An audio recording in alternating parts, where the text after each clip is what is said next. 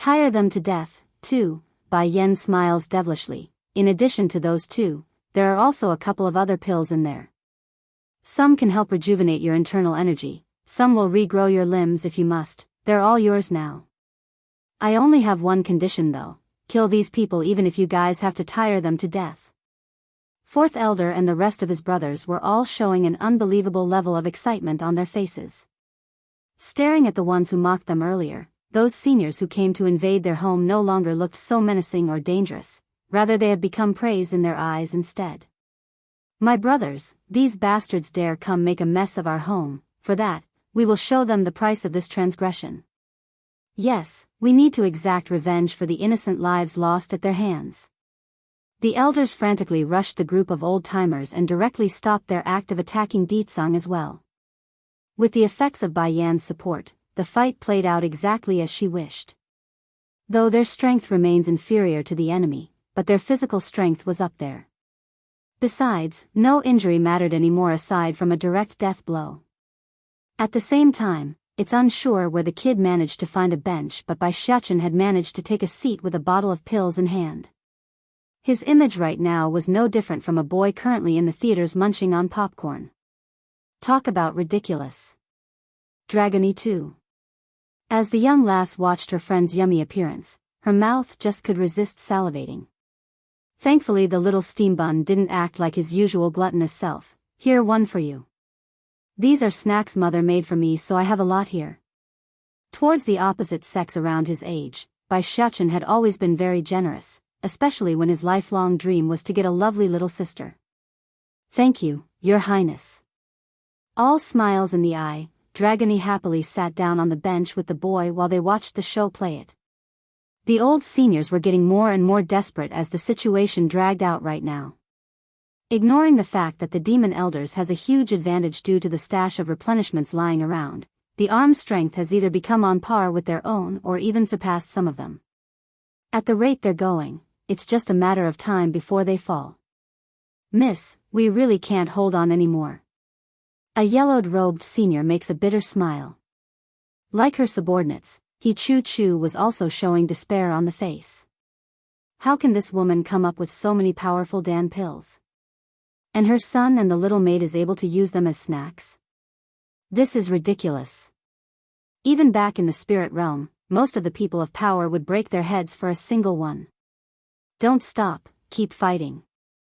Jumping up from his bench as soon as he saw the foe ready to make a run for it, Bai Xiachen forks those tiny arms around his waist like a bratty child. These bad people wanted to make my batty father his pet and disperse our family. They are not allowed to leave. As the little prince of the demon world, his words held a lot of weight. Therefore, Fourth Elder and his brothers didn't stop their attacks at all and increased the intensity even.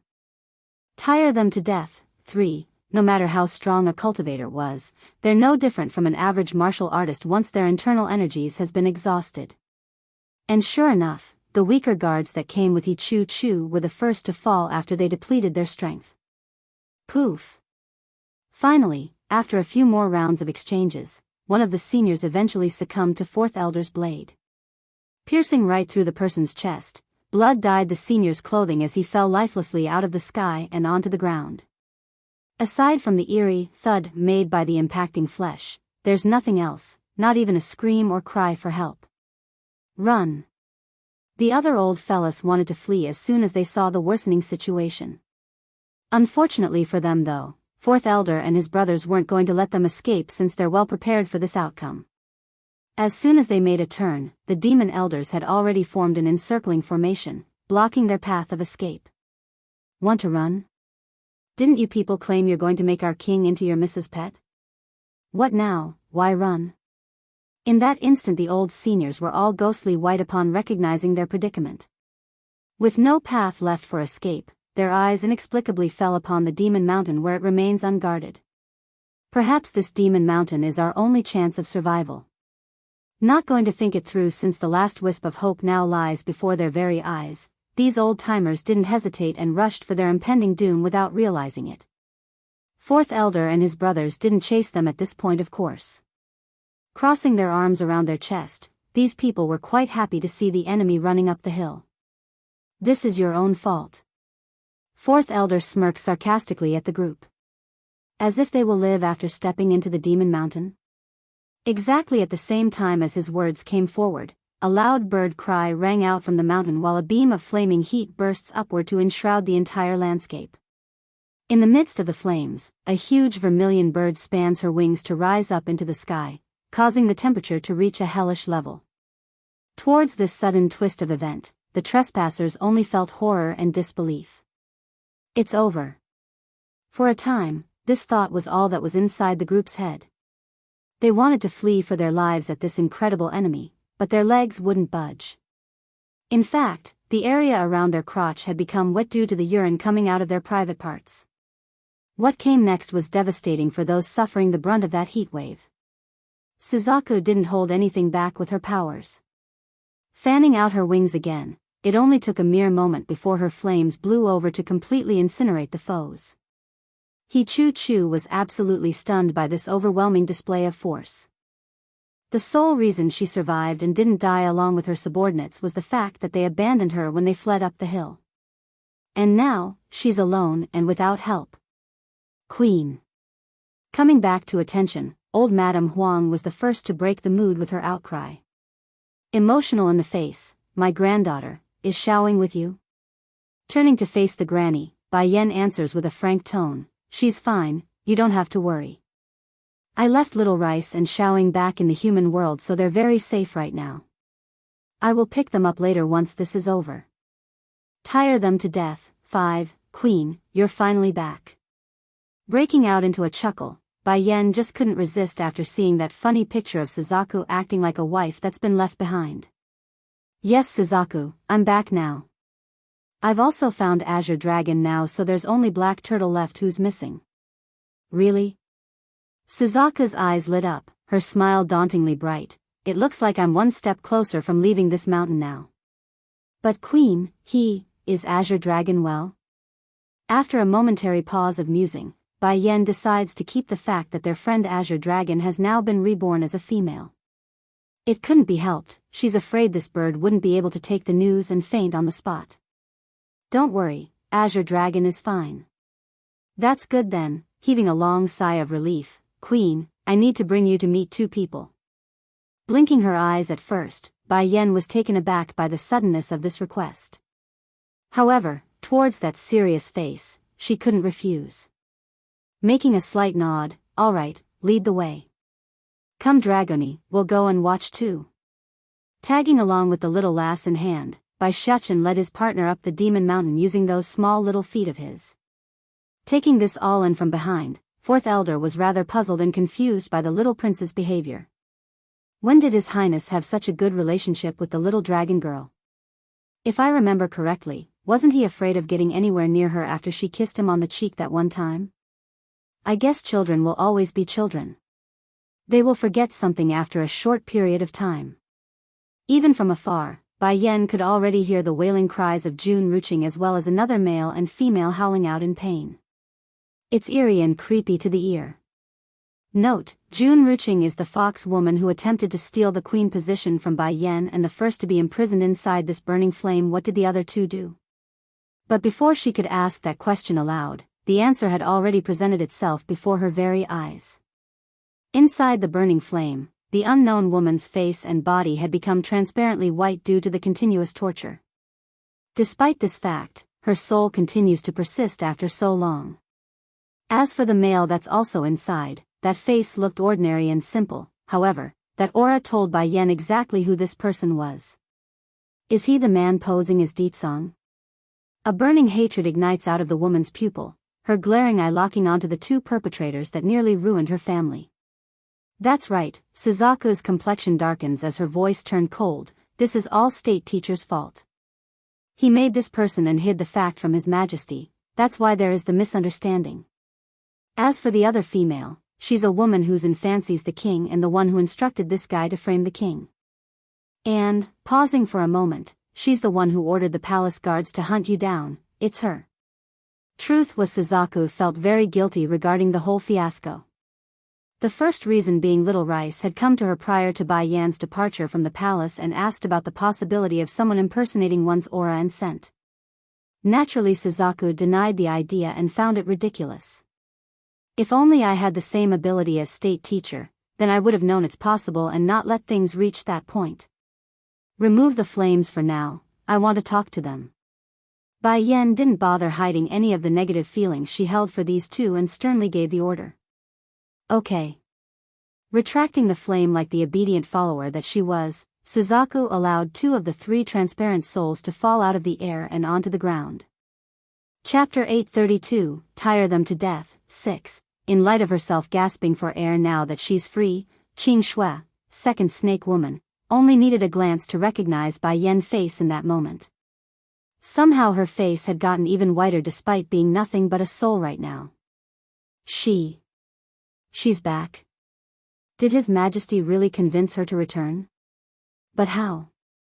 She shouldn't have, considering that huge misunderstanding.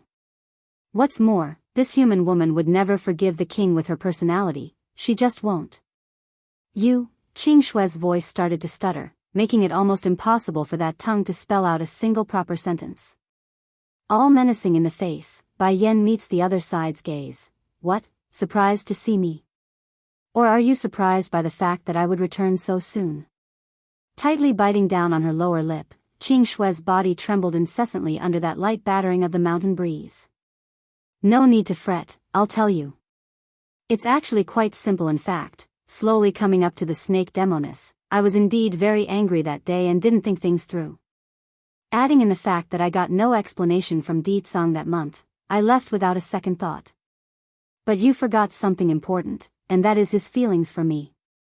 In order to keep me safe, my man had secretly given me a protection talisman to keep me out of danger.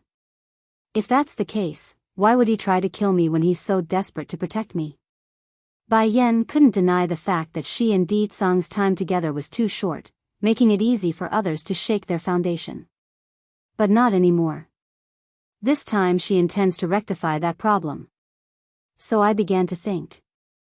Going over the events one at a time, I eventually found the flaws until I was certain something was wrong. Sneering in her lips now, Bai Yen stares down at the snake's soul with contempt, and when he came for me, it didn't take much for me to believe his words. Well, explanation was honestly not needed back then. Issue was Bai Yen wanted Di Tsang to learn from the mistake of keeping so many secrets to himself, hence the reason why she stringed him along with various terms and such. Qing Shui had gone stiff at the knowledge. Slowly closing her pained eyes, bitterness gripped that voice. Why? Why did you show up? You are clearly just a human, why do you get to keep the king to yourself? Lowering her momentum at the question, Bai Yen happily obliged her. Want to know why? No problem, I'll tell you. I'm with Di Tsang not because of some prophecy you demons made up, nor did I marry him for the sake of my son, but rather for the fact that it's him. I love him and that's why I'm staying with him. That's right, that's all the reason I need. I'm with him because I love him. If you had only went after me then I might have given you a quick ending, but because you went after my son, raising a smirk, Bai Yan's face grew terrifyingly dark and dangerous. I will let you know what it means to experience hell itself. Popping her eyes out in horror, Qing Shui stutters as she watched that beautiful face inch closer and closer. What do you want to do? I'm already so miserable and hurt by the one I love. What else do you want to do to me? What can be worse than having my soul burned by an ethereal flame? Suzaku, I'm finding the temperature of your flame lacking in dealing with this person. Taking out a bottle of pink powder, she readily hands it over to the phoenix. Use this. Okay. Waving her hand, the flaming cage once again imprisons the 2 souls and allowed Suzaku to easily pour the content inside. In that instant, a heart-wrenching scream once again rang out from within. If it said that the pain from before was 10 times the normal level, then this time it would be over 100. Worse of all, her soul's unable to be destroyed or disintegrate, making this perennially eternal damnation. Return to the Holy Land. 1. No. Seeing Qing Shui's agonizing pain, the man to the side instantly showed dread on the face as he pounced over to hug the woman's body in a futile attempt to help. Qing Shui, what's wrong? Tightly biting his lip, those eyes was bursting with blood as he swung over to face Bai Yen. No matter how much wrong Qing Shui did, she's already been punished enough. Why must you torture her like so? The more this man watched the woman whom he loved suffer, the more hatred there was in his eyes. It's so bad that this impostor had started to shake profusely due to the intense rage brewing up from within. She should have been aware of what awaited when she had you impersonate Deetsong. Slowly turning away after throwing that answer out there, Bai Yen was done here. Suzaku, we're leaving, yes mistress. Giving a faint nod return, the phoenix waves her hand again to intensify her flames, enshrouding the impostor as well in the newly erected fire.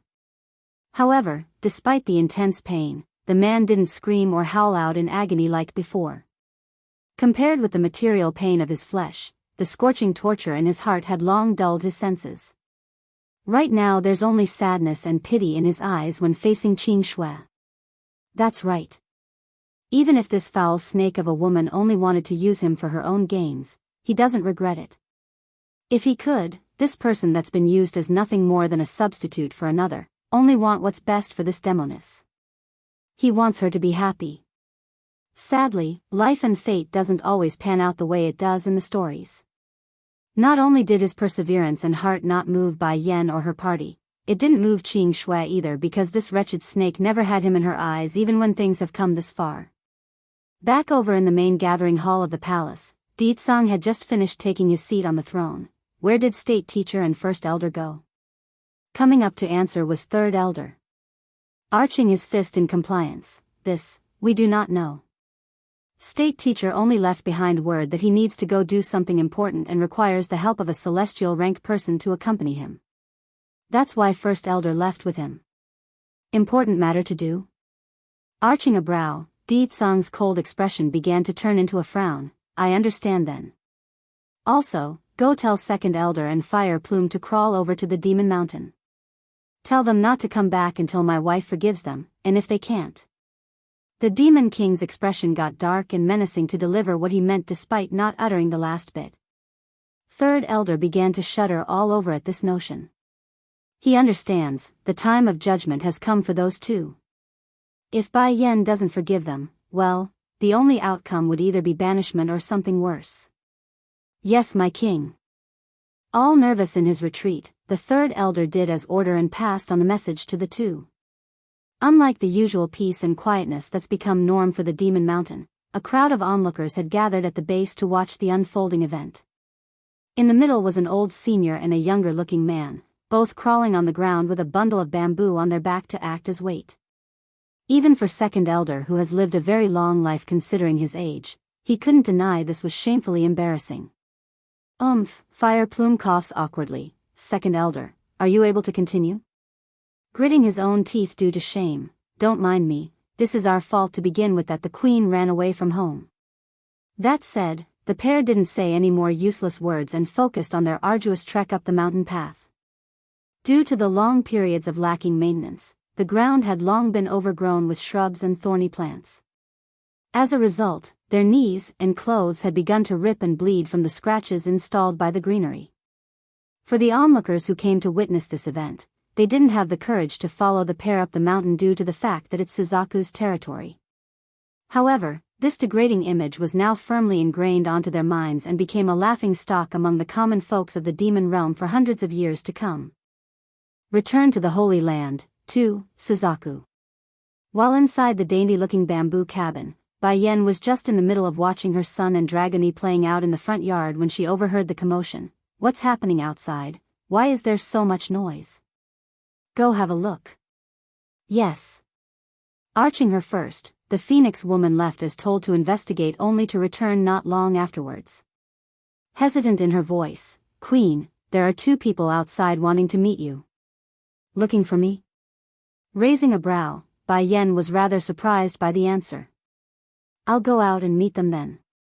Getting up from the chair, Bai Yen casually strolled out of the cabin to find two unexpected people quivering at her entrance. Perhaps it's the fact that they had climbed up the mountain in such an indignant manner, but those kneecaps had already been ridden with blood, thus leaving a trail behind themselves as well. What are you two doing? Slightly furrowing her brow, Bai Yen snaps at the two men. Pale in the face, second elder uncomfortably answers first, Queen, I am here to atone for my sin. That day I foolishly believed in that impostor's word and caused the misunderstanding between you and His Majesty. Everything is my fault. I am willing to bear any form of punishment you see fit. Please punish me. No, Queen, the fault is mine and not Second Elder's. His Majesty ordered me to bring you word of his departure in order to lift the seal, but I got careless and mishandled the mission. This is all my fault. Please punish me instead. Kneeling there with tears slobbering up his face, Fire Plume held nothing back and pulled one of the bamboo sticks out from his back. Presenting it before his queen, it's obvious he wants her to whip him with the damn thing. But words are words. When the item finally left his hand after Bai Yen picked it up, his body inherently froze over for the impending strike. Yet, nothing came of it. There's no pain or the sound of bamboo hitting his flesh, nor are there any words of scolding or curses, just an uncomfortable silence as he hung his head low. Did you suffer a lot when crawling up here? It was Bai Yen who eventually broke the awkward moment with her words. Chew. Queen.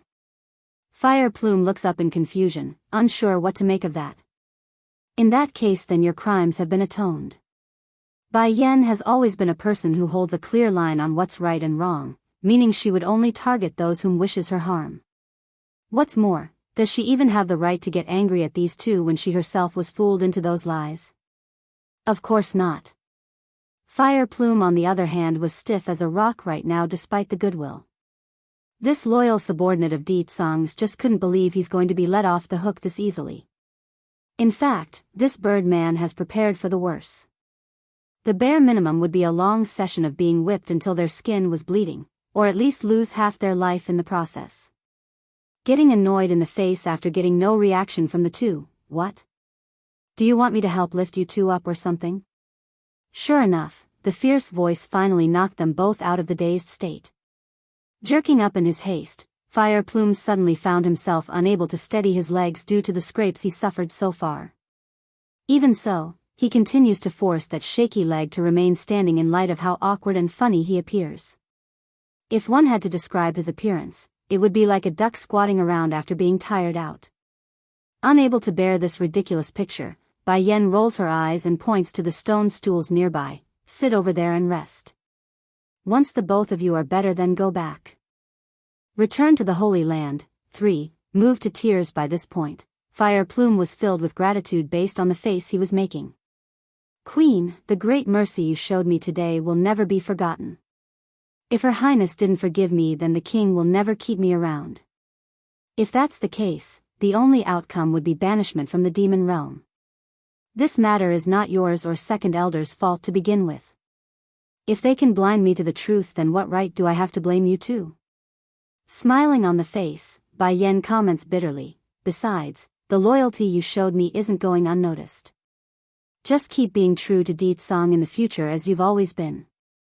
Coming down to take a seat on the stone stool now, it was Second Elder who spoke next. Queen, you forgiving us is your open-heartedness, but I won't forgive myself. From now here on forward, I will use my loyalty to prove my worth.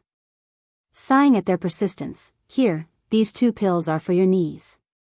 Take it and quickly heal up so you can go back down the mountain. Suzaku doesn't like being disturbed. After her saying that, Bai Yen then tosses the 2 pills over and returned to her resting spot inside the bamboo cabin. But unlike her mistress though, the Phoenix woman didn't go inside. She merely continues to stand there staring down at the 2 men like she's seeing some filthy peasant. Wham! From out of the blue, she actually kicks them both in the shin after seeing they had ingested the medicine.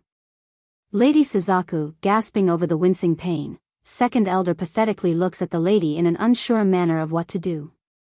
When something like that happened back then, why did you not come find me first? Gnashing her teeth, she snaps at them both.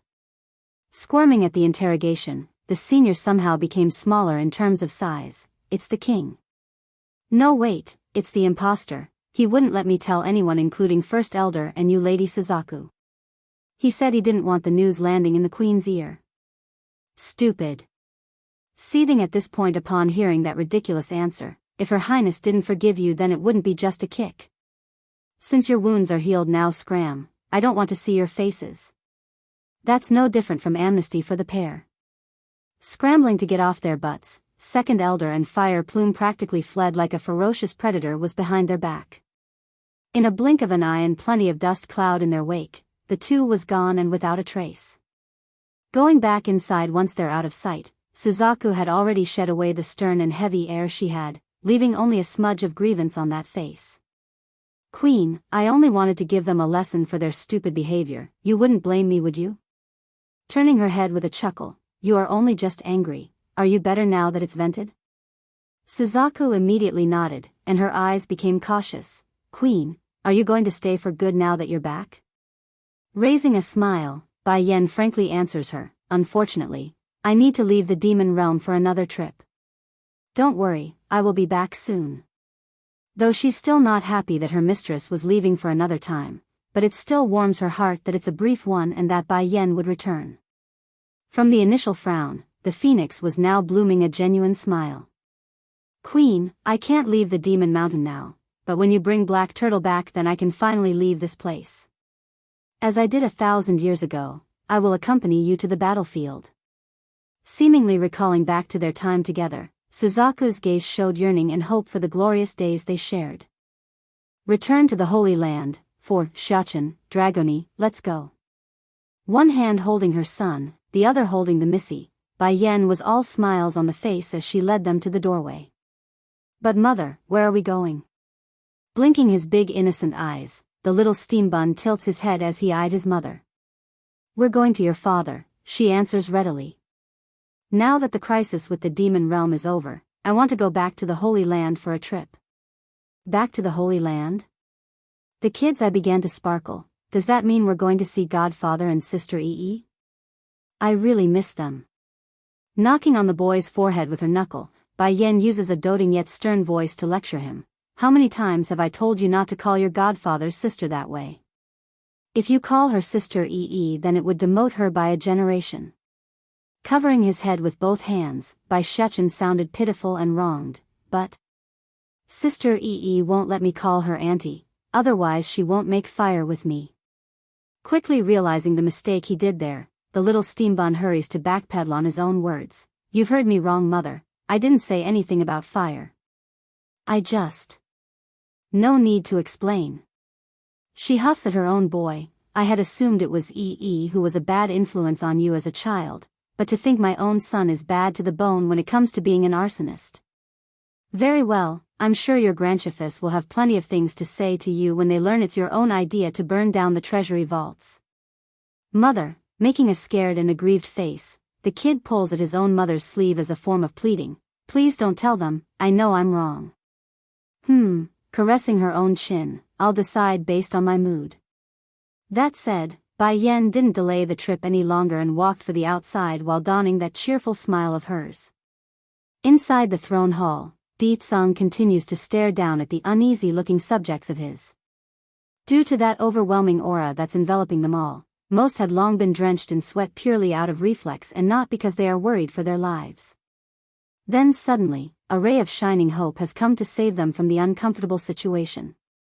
Gorgeous in her rosy red dress, the Demon King didn't need any form of urging to fly over to sweep this woman into his embrace.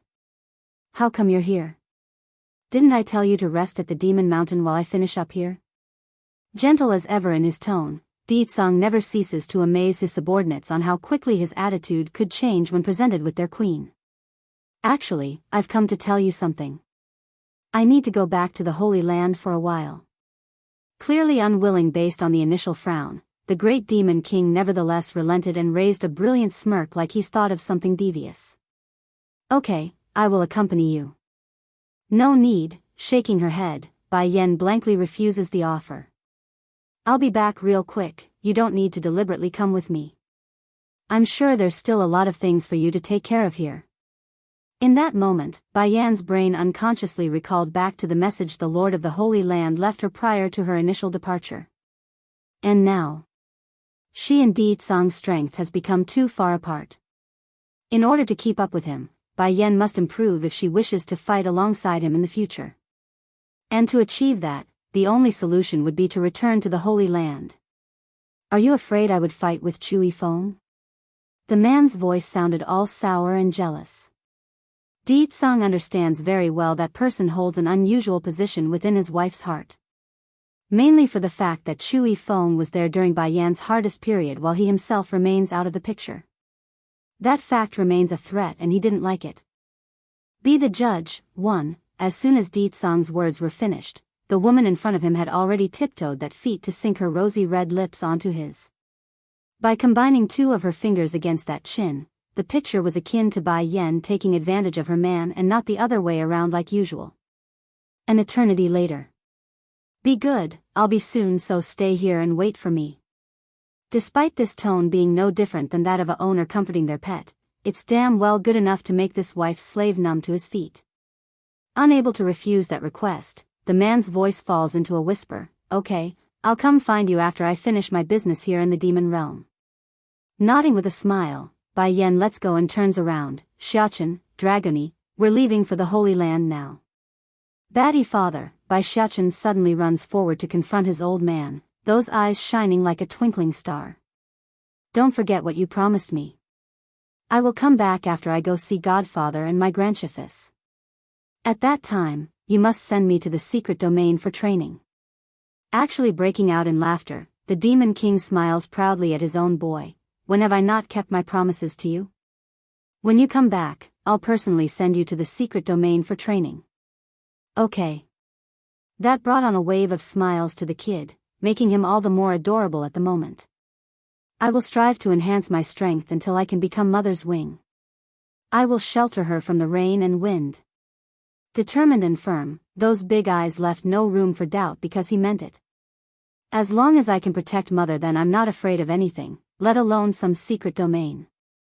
Bai Yan had wanted to speak up to stop this situation multiple times, but when seeing how excited her son has become, she just couldn't bear to crush that hope. Perhaps able to sense his wife's mood as well, Song's next action was to wrap his hands around her shoulder in a reassuring manner. Don't worry, he won't be in any danger. He's the prince of the demon world, his responsibility is to protect his mother and sister. That's something he can't avoid. Shooting a look at her own man regarding the last bit, where is his sister? Grinning like a sly fox that he was, Song's ambiguous voice easily gave away his scheme. We can make one anytime you like. In that instant, Bai Yan's ear had directly turned a feverish red.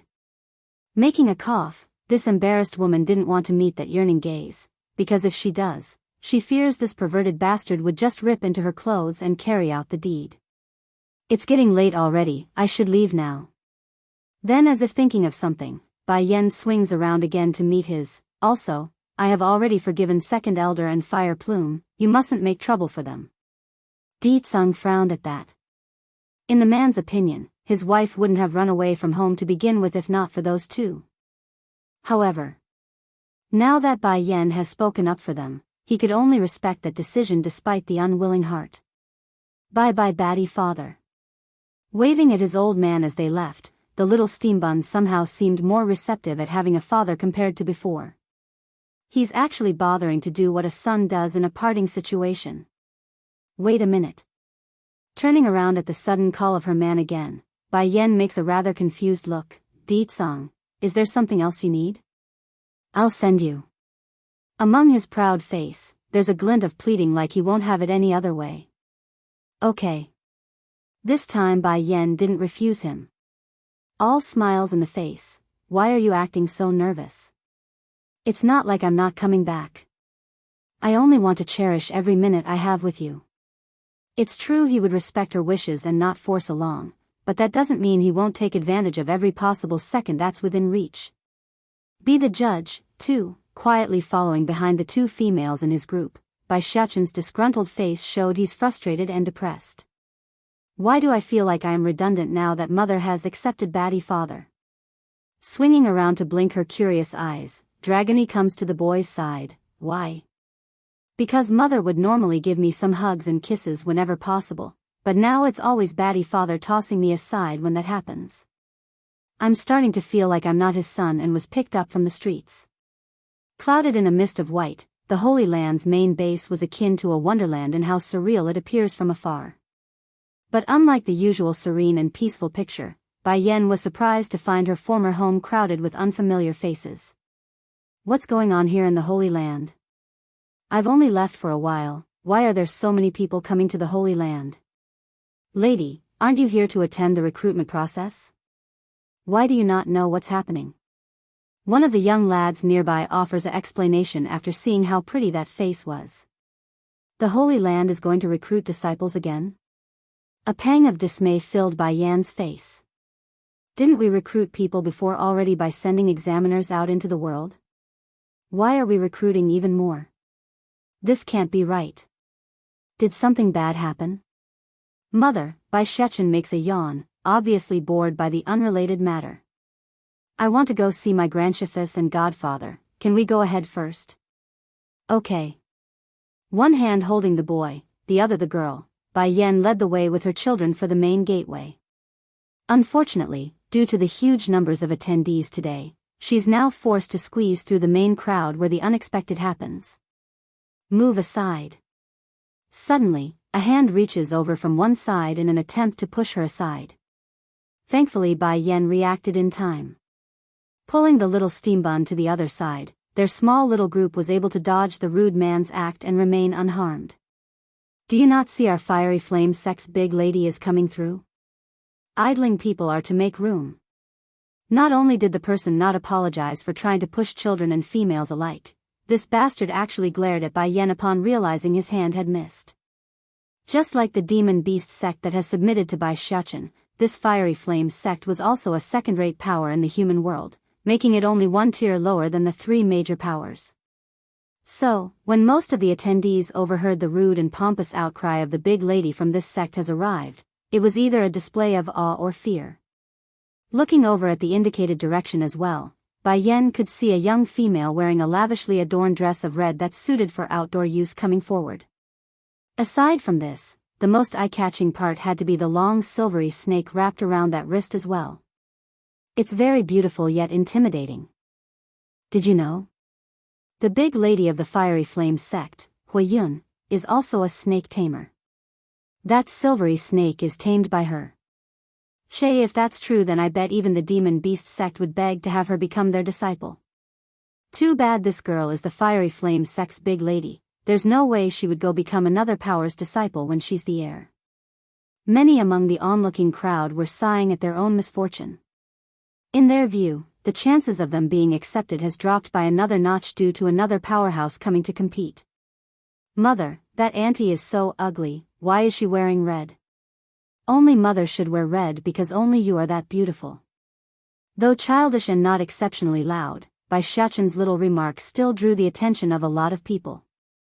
Be the judge. 3. Bai Shechen's cuddly little face was full of unhappy light when he saw that silvery snake. For such a young age, his eyes are already exuding a look of dominance. The reasoning wasn't for anything else, merely for the fact that the snakes had tried to attack him and his mother before. Definitely sensing the hostility coming its way as well, the silver snake only needed one glance to shrink its head and tongue backwards after noticing the glare. The poor thing's fearful for its life and it's done nothing wrong. Impudent. The guard from the fiery flame sect grew furious.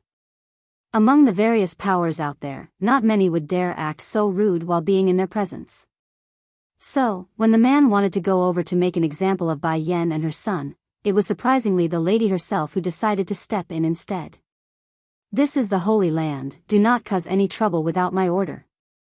Hui Yun's not stupid enough to make a ruckus here. She may be arrogant at times, but that's always while she knew the other side was inferior to herself. As for the mother and child in front, she merely assumed they're also here for the recruitment conference, meaning there's plenty of opportunity to get even for this transgression. Come on, my cousin should be coming to pick us up, so we mustn't make him wait. Turning away, Hui Yun has completely missed the murderous intent that's being hidden away by Bai Yan. Undeniably, the lady's selfish act of ordering her own guard to step back was the right move, otherwise the outcome would have been a bloody one. Mother, blinking his big blue eyes with a furrowed face, Bai Shechen turns to Bai Yan using a pleading tone. Can I go make trouble for her? Almost uncaring in the voice, no son, remember what I taught you. Do not make trouble for those who don't trouble you, but if they do, do not let them go. The implications were simple. if they dare to offend the kid then he's free to crush them. But since they're still not doing anything yet, he's not to harm them. By this point Huiyun had already come before the main gate of the Holy Land, and just like this lady claimed, her cousin was waiting for her already at the entrance. Huiyun, you're finally here. A young man calls out with a beaming smile. Losing that prideful air, the lady promptly made a shy face while being in the presence of this somewhat handsome person whom she's related to. Yes, cousin, I am here. Didn't my father already send word that I'm coming to attend the recruitment conference? If I can stand out this time then we would become senior and juniors as well in the Holy Land. Ha! Lin Yahan bellows out a hearty laugh at his younger cousin's comment. Don't worry Huiyun, your cousin I will definitely see to it that you're able to join us in the Holy Land. Upon seeing how this big lady from the Fiery Flame sect was able to have someone on the inside, many of the crowds were showing envious looks. So she has a cousin already inside the Holy Land. Someone mutters to their partner. It would seem so. Also, I've heard that Lin Yahan isn't just some random disciple, his mentor is one of the judges for the event. Another comments from a different spot. Then wouldn't that mean this woman and her son is in trouble? They just offended Miss Huiyun, there's no way the matter would be dropped just like that. Bai Yan did not respond to those various comments, instead she kept her mouth shut and silently listened to their conversations until her face has turned into an ugly frown. To think there's still corruption happening in the Holy Land after I told Shifu to clean out the cancers within here. Son, it looks like we came back at the right time. Curving her lips into a smile, Bai Yan's eye gave off a sharp glint. In any case, I better let Shifus and them know about what's happening here so they can pay better attention to the test. After making that thought, she promptly grabbed hold of the two kids' hand again and walked towards the main gate. Be the judge, for, due to Bai Yan sending word to Qiu Shu Rong, 3rd Shifu, and his two brothers ahead of time, the gatekeepers here already knew Bai Yan was coming thanks to the portrait they were given. Therefore, no identification was needed when she was allowed through. Why didn't this woman need a permission slip to get inside? Does she also have a backer inside the Holy Land? I think so, otherwise why would she dare to go against Miss Huiyun of the Fiery Flame sect? The gossiping voices continued to ring out after the group's departure. Regarding this crucial piece of information regarding Bai Yan's background, Huiyun herself did not hear it when she stopped in her tracks to speak. Cousin, did you see that woman with the two children? Lin Yahan became surprised by the sudden question and asked, what's wrong? The woman's son offended me with his filthy tongue. Cousin, I hope you can set her straight during the preliminary selection. Bitter in her voice, this lady was cold and unmerciful in those eyes. This should be easy for cousin to do since his mentor is an elder here. Don't worry Huiyun, I will definitely help you vent that frustration out given the opportunity. Lin Yahan breaks out laughing after thinking it was some sort of huge request. If it's merely toying with a contestant then it's simple for him. Bai Yan did not hear the scheming conversation about herself when entering the Holy Land due to the different direction she took for the Holy Island. She wanted to go see her 3 Shifus and it's very likely they are there because the task of maintaining her island has fallen onto the 3 seniors after she left. Sure enough, the sight of the 3 seniors sipping tea and sitting on their chairs were soon within view. Towards this picture, she just couldn't resist a smile because it was these 3 who gave her all the warmth back then, and it was they who outstretched a helping hand during her most difficult time. Yen. Ren Yi, 2nd, was the first to notice the familiar presence nearby. Lighting up in the face as he stood, "You're back." His words instantly roused Jing Qi, 1st, and Qiu Shu Rong, 3rd, to turn around as well.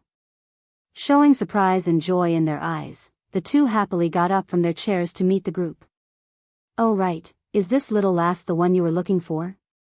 Puckering his lips to the side, the first brother acts like a total child despite being so old. Also, why didn't you inform us when you were leaving the Misty Fairy house? We ended up waiting there until your grandfather came to let us know. Bai Yan starts giggling hilariously at her 3rd Shifu's appearance. Shifus, how is your alchemy doing lately? Have the 3 of you been practicing the recipes I left behind last time? Zhengqi, the biggest brother, suddenly shoots an apologetic look to the youngest one before throwing Qiu Shu Rong under the bus. me and your second Shifu have successfully refined the recipe you gave us. It's only your third Shifu here who hasn't done so. Yes, your third Shifu here is too stupid. Disciple, you should harshly punish him. Ren-yi adds, making sure the attention doesn't fall onto himself next. Flushing red from anger and embarrassment, Qiu Shu Rong spews fire at his two traitorous brothers. Would it kill you two old farts to not sell me out? Almost unable to keep herself together after seeing how the three troublesome old fellas are about to start a fight, Bai Yan decides to change the topic. Alright, I'm not here this time to check on your alchemy. There's something else I want to say. What's the matter? For a time, all three pairs of eyes were locked onto the woman's face. I want to enter the holy domain mentioned by the Lord before. The holy domain was the equivalent of the secret domain in the demon realm. Just like all miraculous places that could help bolster one's cultivation by training in there, it's also very dangerous and one would likely not return if the enterer wasn't careful. This time, for Dietsong's sake, for the demon realm's sake, I must take this risk. Be the judge. 5. You want to enter the holy domain? Zheng Qi exclaims, this matter must be discussed with the Lord before we go any further. If anything happens to you, not only will us three here be unable to live anymore, the Holy Land will also suffer a great loss. Okay, nodding at her big Shifu's concern, Bai Yan didn't want to force the matter if they are unwilling. I haven't seen him for a long time too, it's a good chance to go visit that old man. Also, I want to ask you three about another matter. Pausing for a second, she wanted to word the question correctly so they don't try to hide anything important. Why is the Holy Land recruiting more disciples? It's like so. It was Qiu Shu Rong who spoke. Sighing like it's not their wish, things are not looking calm out in the mainland. In order to prepare for the crisis that we're sensing, all three major powers are currently recruiting people from the outside to bolster our strength. To accelerate the process quicker, we will by sending the new recruits into the mini-holy domain. More correctly speaking, the holy domain was divided into two parts. One was the mini version, or more correctly the less effective version which Bai Yan had also attended during her time here. As for the bigger one, also more commonly known as the Mirror of Life and Death, was the one which Bai Yan wants to enter this time around. And no matter whichever version one wants to enter, each individual only has one opportunity in a lifetime due to the restrictions placed on the domain. That meant if it wasn't a last resort and very urgent, the Holy Land wouldn't be sending ill-prepared new recruits into the mini version where it's very much possible to be killed if they are not talented and capable. If we're going to be sending those people into the mini domain, then we can't have any unfair corruption happening. We must make sure the test is fair and just. Caressing her chin, Bai Yan solemnly states this to her Shifus. Speaking of which, you came back just in time. The Lord wants you to be the judge for this event. Me? Bai Yan's eye began to narrow into a slit. I have no time to spare, I need to train inside the holy domain.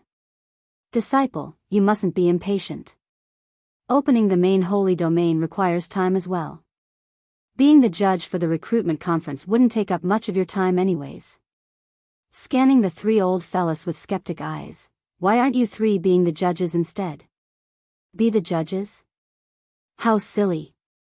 Only someone with issues in the brain would want such a troublesome job. All three of them thought of the exact same response, only that they didn't dare to say it aloud. Yen, we're still rough around the edges when refining that new recipe you left us. We need time to hone our skills.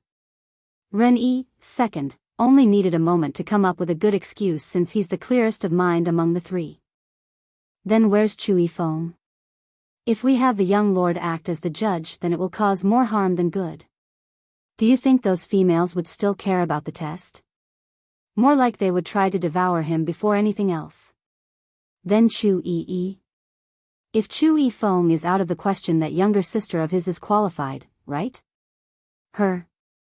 Of course not. With that girl's crazy character, the whole test would likely become a huge mess at the end. Heck, if her mood is bad, she might even burn down the stage down right then and there. All in all, these old farts are convinced on making Bai Yan serve as the judge today. Face palming herself, the poor woman here suddenly felt like she returned to the Holy Land at a wrong timing. Can I refuse? Her tone grew weak. No. You can't refuse, that's that. This time the judge must be you, and the princess can only be your aide at most. It's likely only you are able to control that lass in this entire place. A determined face, Ren-yi doesn't allow his student here to refuse at all. Mother, Bai Shechen suddenly tugs at his mother's sleeve with his eyes shining.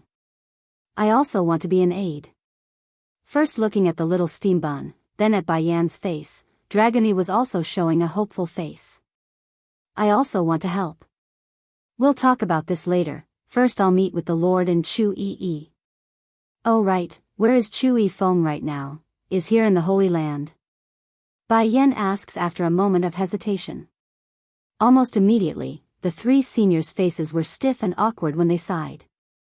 Be the judge, 6, Bai Yan could already guess the answer after seeing their faces. For that, guilt was all she had to feel for the situation because she owes that man way too much and couldn't return any of those feelings.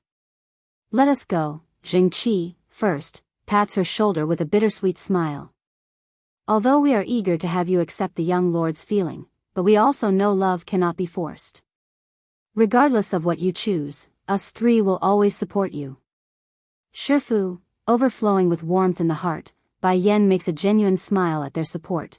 You three will always be my Shifu too, now and forever. Ha ha ha. Jingqi laughs aloud. What more can we ask for when you're going that far? Come, we will go see the Lord. He was just mentioning you not long ago, saying he's wondering when you will come back to see him. Inside a room, the table here was a total mess while Chu Yi continued to nibble on the chicken leg in her hand. Due to this act, her mouth has become covered in fatty oil while the handsome middle-aged man across the table eyed her consciously with a pang of drunkenness in the face. Pa, did you call for Bai Yan to come back yet? Casually tossing the half-eaten bone to the floor, the young girl locks onto the wine bottle in her old man's protective hand. Not missing this thieving look in his own daughter's face, Lord Chu Ran directly sends a knock on the girl's head with his knuckle and covered up the lid with a cork to stop any chances of a theft. This is something Jingqi, first, spent a lot of effort to get me. I have already given you a sip earlier, don't even think about stealing the rest from your pa, shooting a warning look. Chu Ran's face told the lass that he will knock her again if those oily fingers so much as moved an inch closer. Also, Bai Yan should be coming back within the next few days according to the elder's word. Oh. Chu Yi's petite face promptly bloomed a shining grin as her eyes lit up. That's wonderful. I have to write a letter to brother so he knows when to come back. Although Bai Yan has already accepted Di Tsang to be her partner, but this troublemaker knows her older brother only needs a glance to be satisfied. Therefore, a sister must do what a sister should, and that's making opportunities whenever possible. When Chu Ran was about to comment some more, an old attendant had hurried through the door and interrupted their conversation. Cupping his fist, the senior spoke, Lord, Princess, Elder Jingqi and Miss Bai Yan is here. Though everyone in the public was now aware of Jingqi and his two brothers taking in a disciple after Bai Changfeng's birthday at the medicine sect, that still doesn't mean they know who exactly this individual was. For this personal attendant of Lord Chu Ran though, the master of the Holy Land, he's one of the few who's truly privy to this secret long before everyone else.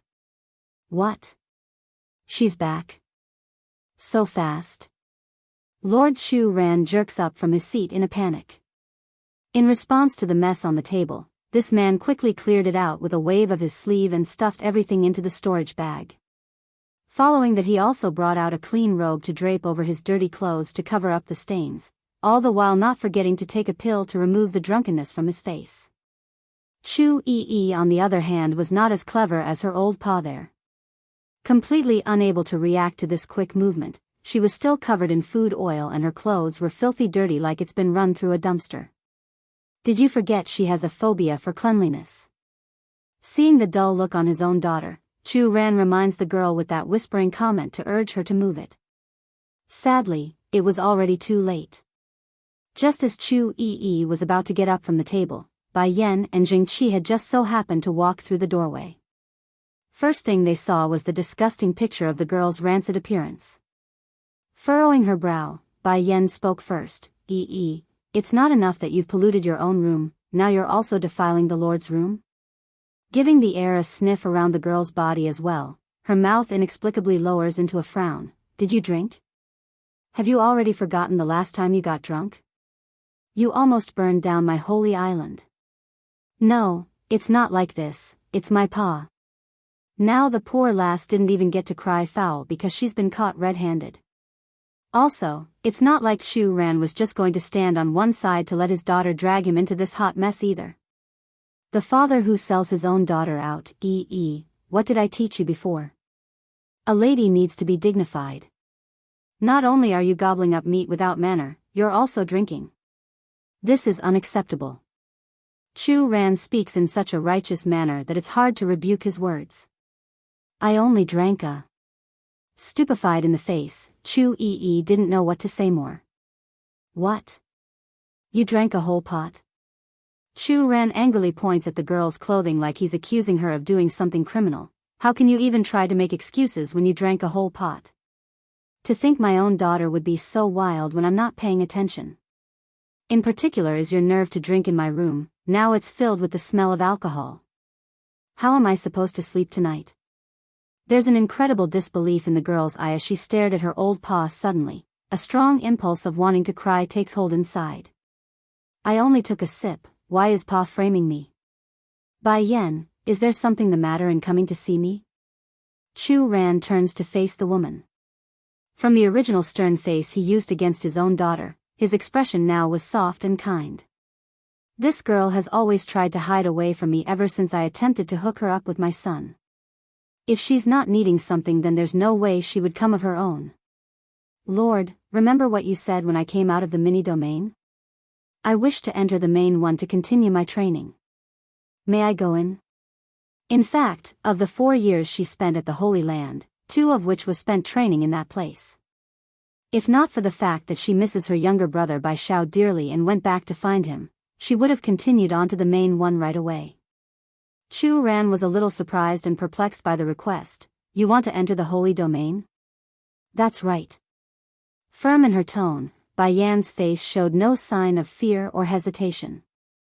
Sighing at this sight, lassie, I did say you can enter the real holy domain, but you must understand that the danger also increases exponentially.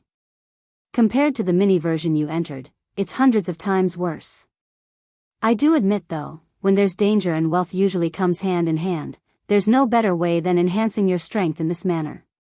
Looking up to face the woman's eye, Lord Chu Ran's voice became solemn and stern. Also, the time flow inside there is unlike the outside, it's much slower. If you spend a year in there then it's only a month out here. Are you sure you want to go through with this? Bai Yan did not answer right away because she didn't know about the fluctuating time flow. I need an answer that you are certain of. Do you really want to go in there despite all the dangers involved? Softening up in his voice on this part, the man's face was neither aggressive nor rude. Yes. Alright, I will respect your choice here, but know that it will take a lot of time to open the entrance to the holy domain. Slowly coming up to Bai Yan to give her a pat on the shoulder, Chu Ran's tone sounded regretful. I've always treated you like my daughter-in-law, but now that you're married to someone else. No matter, you will always be my daughter. Lord, moved by those words, Bai Yan almost couldn't hold back a trickle of tear from how moved she felt. These people here have done nothing but treat herself and her son good. Chu Ran chuckled at this image. I won't bother you with the unimportant stuff, just know that I have always wanted a capable daughter like you. If could even be half as good as you then I won't have to be so worried all the time. Definitely hearing that last comment about herself, Chu didn't even know who to cry to about her woes. Am I that unwanted? I knew it, someone else's child will always be better than their own, that's why Pa's belittling me so much. Frame 1, Making a dry cough to lighten up the mood, Jingqi finally decides to speak. Lord, I have another matter I like to report. What's the matter? This time I want to recommend Yan as the judge for this event. Do you think it's a good idea? Zheng Qi's proposal actually made the middle-aged lord go mute. Pondering for a while, the person turns to the woman herself. Lass, do you want to accept your Shifu's proposal? How long does it take to open the entrance to the domain? And how long is the recruitment conference? she asks with deep thoughts running through those eyes. It takes more than a month to open up a portal to the holy domain. That's more than enough time to finish the recruitment tests for sure. Okay, flashing a strange light in those irises, the woman's lip had curved into a smirk for some reason. I will take over as the judge for this event. Huh, Chu Ran laughs and pats her shoulder again. Now I can be relieved with you as the judge. Follow Bai Yen and gain some experience. Do not stray from her side and make sure to follow her directions to point, understand? Chu appeared to be very aggrieved at the moment because she still hasn't forgotten how her father just framed herself. Just when the girl wanted to cry out to defend herself, Chu Ran had already shot her a warning look. The meaning was very simple: sell me out and you're done for. Perhaps it's how terrible that look was, but the troublemaker actually cowered for once. Shaking her head like a rocking drum, she didn't say anything like instructed. A humph. Zhengqi coughs again to gain their attention. Since we're finished with what we came to ask, then we will take our leave first. I still have something to ask my student here in private. Arching his old fist, the elder pulled Bai Yen along until they are completely out of sight. Relieved at the close call, Chu Ren immediately breaks out into a grin like his own daughter does when she's done something bad. In a wave of his sleeve, the dishes that he hid away was now back on the table. Let's continue. Laughing heartily, he smoothly takes a seat to warrant a disgruntled face from the girl. Forget it, I'm going to look for Bai Yen. Wait. Seeing how quickly the lass was moving, Chu Ran promptly cried out, remember what I told you. If you sell me out, then I'll marry you off in the coming day. I'm sure there are plenty of nice young men around with the test happening. Almost tripping over herself when listening to that ridiculous comment, this troublemaker of course wouldn't have the courage to sell her own father out. Like old like young, their similarity was uncanny. In the coming days, the private grounds of the Holy Land have become much noisier compared due to the large influx of people. In order to not allow this ruckus to disturb the disciples that's already inside training, the attendees were all gathered on the outer rim inside one courtyard for easy management. At this time, a certain lady was anxiously pacing back and forth inside a little room with her gorgeously red dress when the door was pushed open. Big cousin, what did your mentor say? Did he agree to help us? Lin Yahan sighed helplessly when facing his younger cousin. Hui Yun, I'm afraid this time I won't be able to help you. In that instant, the ecstatic expression on the lady's face had frozen over. Why cousin, your mentor's status is exceptionally high here, how come he won't help us? Or is he unwilling? Frame, 2, cousin, you misunderstood what I mean. It's not that my mentor doesn't want to help you, rather something unexpected has happened. The judge for the test has been changed to someone else. That individual is so mysterious that I can't even find out who it is after spending all morning asking around. Bittersweet in the face, Lin Yahan honestly thought the matter would be easily handled with his connections. Who could have thought it would make a sudden twist at the end? Upon this explanation, the lady herself wasn't looking so good either. No one knows herself better. Unlike the talented geniuses from the other sects, she herself was nothing but a fraud. What talent and ability to tame snakes? They're all boastful lies made by her own sect. For example, this silvery snake around her wrist was subdued by an elder and then handed to herself. If not for the accessories around her body that could suppress others' ability to examine her true strength, the public would have long exposed herself. Now imagine someone poking fun at her in front of the public. That's equivalent to playing with dynamite, hence the reason she's so obsessed with removing Bai Yen. Cousin, can you help inquire about that judge then? As long as I know who that person is, then I'm sure I can get them to help me. Tightly gripping her fist, Hui Yun raises her hopeful face to meet those eyes. Looking at his little cousin's pitiful appearance, the young man just couldn't help but shake his head. The Holy Land is very confidential about the identity, and my mentor doesn't even know where that person came from. Also, you would never guess, the princess of the Holy Land will be attending the test as her aide. Hui Yun was shocked by this news. If even that evil princess is only worthy of being her aide, then what kind of background does that one has? However, you don't have to worry. Aside from the mysterious judge and the princess, there are some other disciples helping them as well. As it so happens, I know one of them and have a good relationship. Through him, I can guarantee your selection. Raising those lips, Lin Yahan makes a smile he believes to be quite handsome. After all, no one person can take into account of the entire test. When none is looking, I'll make my move and have you win. Huiyun finally breathed a sigh of relief. Punching the young man's chest like a shy little maiden. Cousin, I'm so happy you thought of everything for me. Why didn't you tell me earlier? Making me all worried and stuff. By the way, do you know that woman's identity yet, the one I told you about? Feeling the soft tender hand against his own flesh, then seeing that pristinely white skin around the girl's neck that's almost showing the coveted part, Lin Yahan gulps hard. I've had my people check on her already. Don't worry Huiyun, your big cousin here won't let you down. Of course, I will always have confidence in you big cousin. You have never let me down before. Hanging that head low like she's all shy and stuff, just that I hope you can help me make that woman disappear during the selection. I don't want to meet her and her son. Ha ha ha. Laughing, Lin Yahan went ahead to begin caressing the girl's hand. Don't worry Huiyun, I will do my best. Though I can't directly dismiss that woman due to them all having some sort of background, however. Frame 3, slightly narrowing in his eyes, a flash of coldness flickers in the man's iris. I have a way to make that woman lose her reputation and standing. Once that's done, it will be easy to expel her from the Holy Land. By then she won't be able to compete with you anymore. Nothing but a woman, I can easily deal with her since I'm a disciple here. No one will be able to displease my little cousin here. In no time at all, 3 days had come and went just like that. For those coming to attend, they are now gathered at the venue awaiting the start of the test. Among those standing out the most had to be Huiyun due to the large entourage she gathered around herself. She exuded the air of proudness, yet cold and distant like a figure of superior status. Nevertheless, the facade on the outside could never hide the impatience on that face. Miss. Suddenly, the maid to the lady's side speaks up, that woman is coming. Shooting her attention over to the indicated direction, Huiyun could see the mentioned woman and 2 adorable-looking children. Under the glistening ray of the afternoon sun, the woman was gorgeous and mesmerizing in that rosy red dress, a true fit. Meanwhile the little boy holding the left hand wasn't so bad either.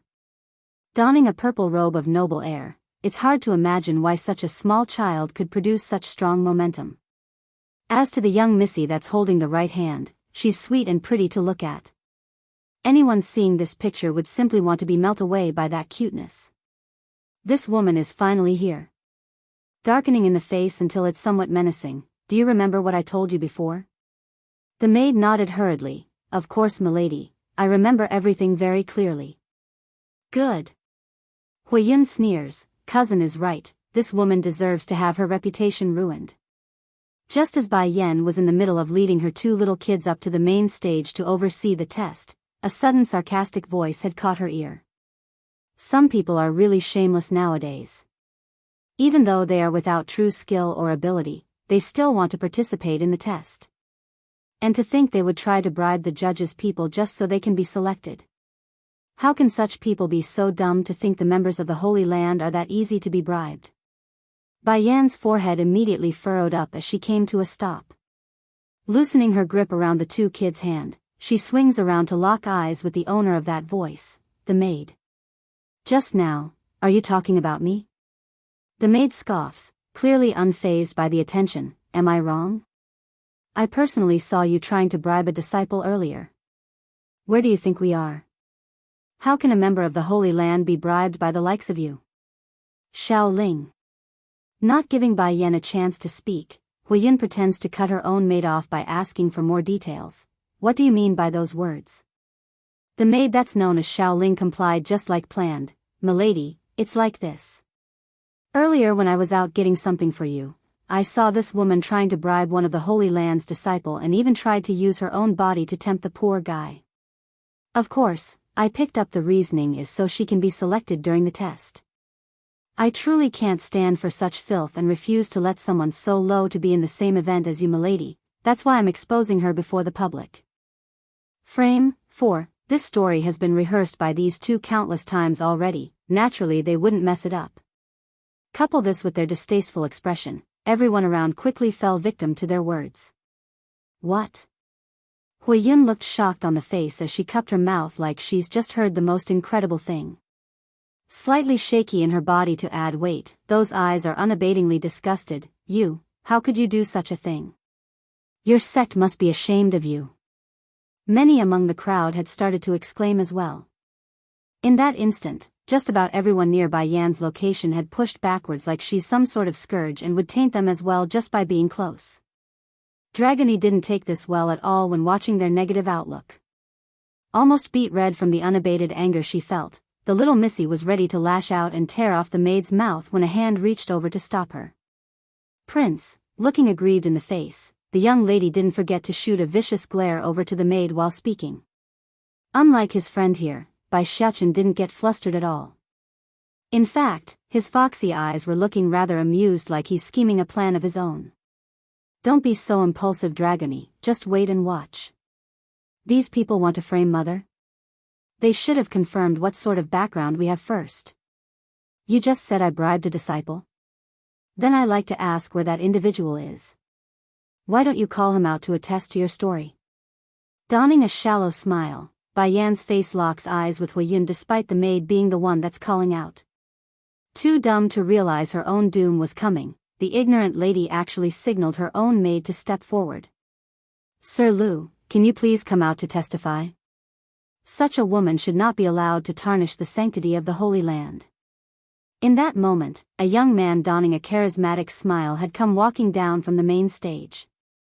Originally I didn't want to say more in this matter, after all, it's too disgraceful for everyone that's involved.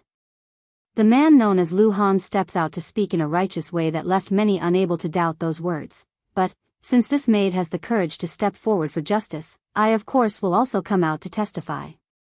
Slowly but surely, Lu Han's eyes had fallen upon Bai Yan's face where he began to openly frown. Lady, I know you are not talented and is anxious to be selected, but I, Lu Han, am not going to do something so underhanded by selling out my own conscience.